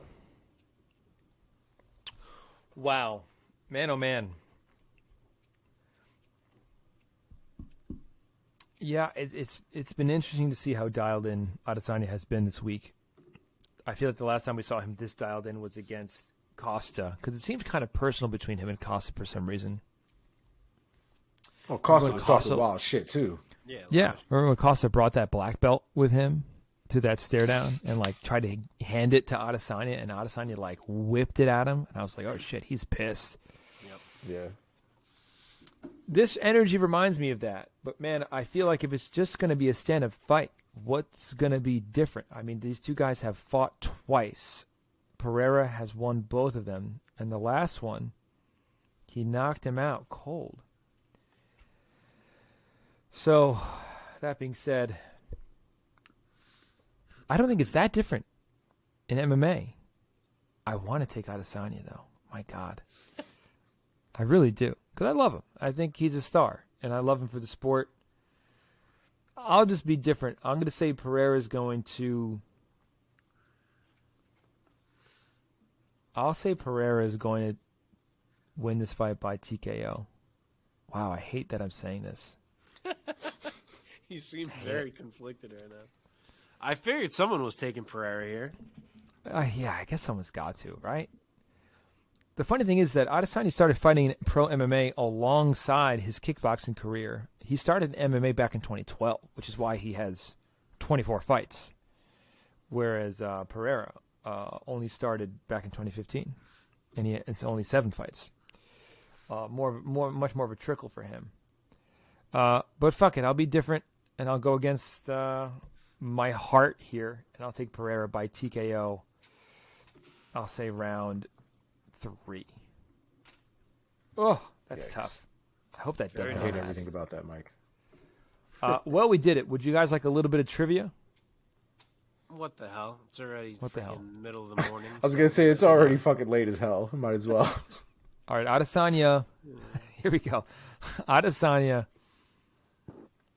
has the second most knockdowns in title bouts with 8. So he's ranked second all time with 8 knockdowns in title bouts. Who ranks first? Is it It's got to be Silva. A, Chuck Liddell, B, Kamaru Usman, C, GSP, or D, Anderson Silva? My initial thought was Anderson Silva, so I think I'm going to go with Anderson Silva. My initial thought Chuck was Liddell's Liddell or Silva, and they're both on Chuck the list. Liddell's a good one, though. Yeah, those are the two that came to my head right away. I was hoping Yeah. one of them wasn't on the list. Most knockdowns. Definitely Usman. Usman would get the most fucking foot stomps in the UFC history. Silva I'm was thinking just that. in so many more title fights, I feel. So I'll say Silva. Dude, I just keep Yeah. thinking about how Silva would knock down like 5 times, one person 5 times in the same fight. Yeah, I feel like he knocked down Forrest Griffin like 6 times. Just in the one the fight. answer- Just the in answer- one fight. The answer is Anderson Silva with 10 knockdowns in title bouts. Chuck Liddell had damn. 7. GSP had 7. And Kamaru Usman has 7. Usman Really? has 7 knockdowns? Who the Apparently. fuck did he knock down that many times? Apparently. And Masvidal? Adesanya has 8.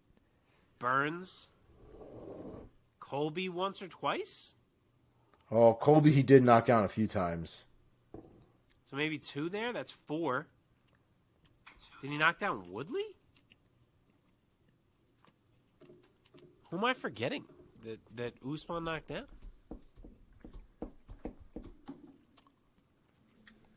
Well, boys, we've done it again.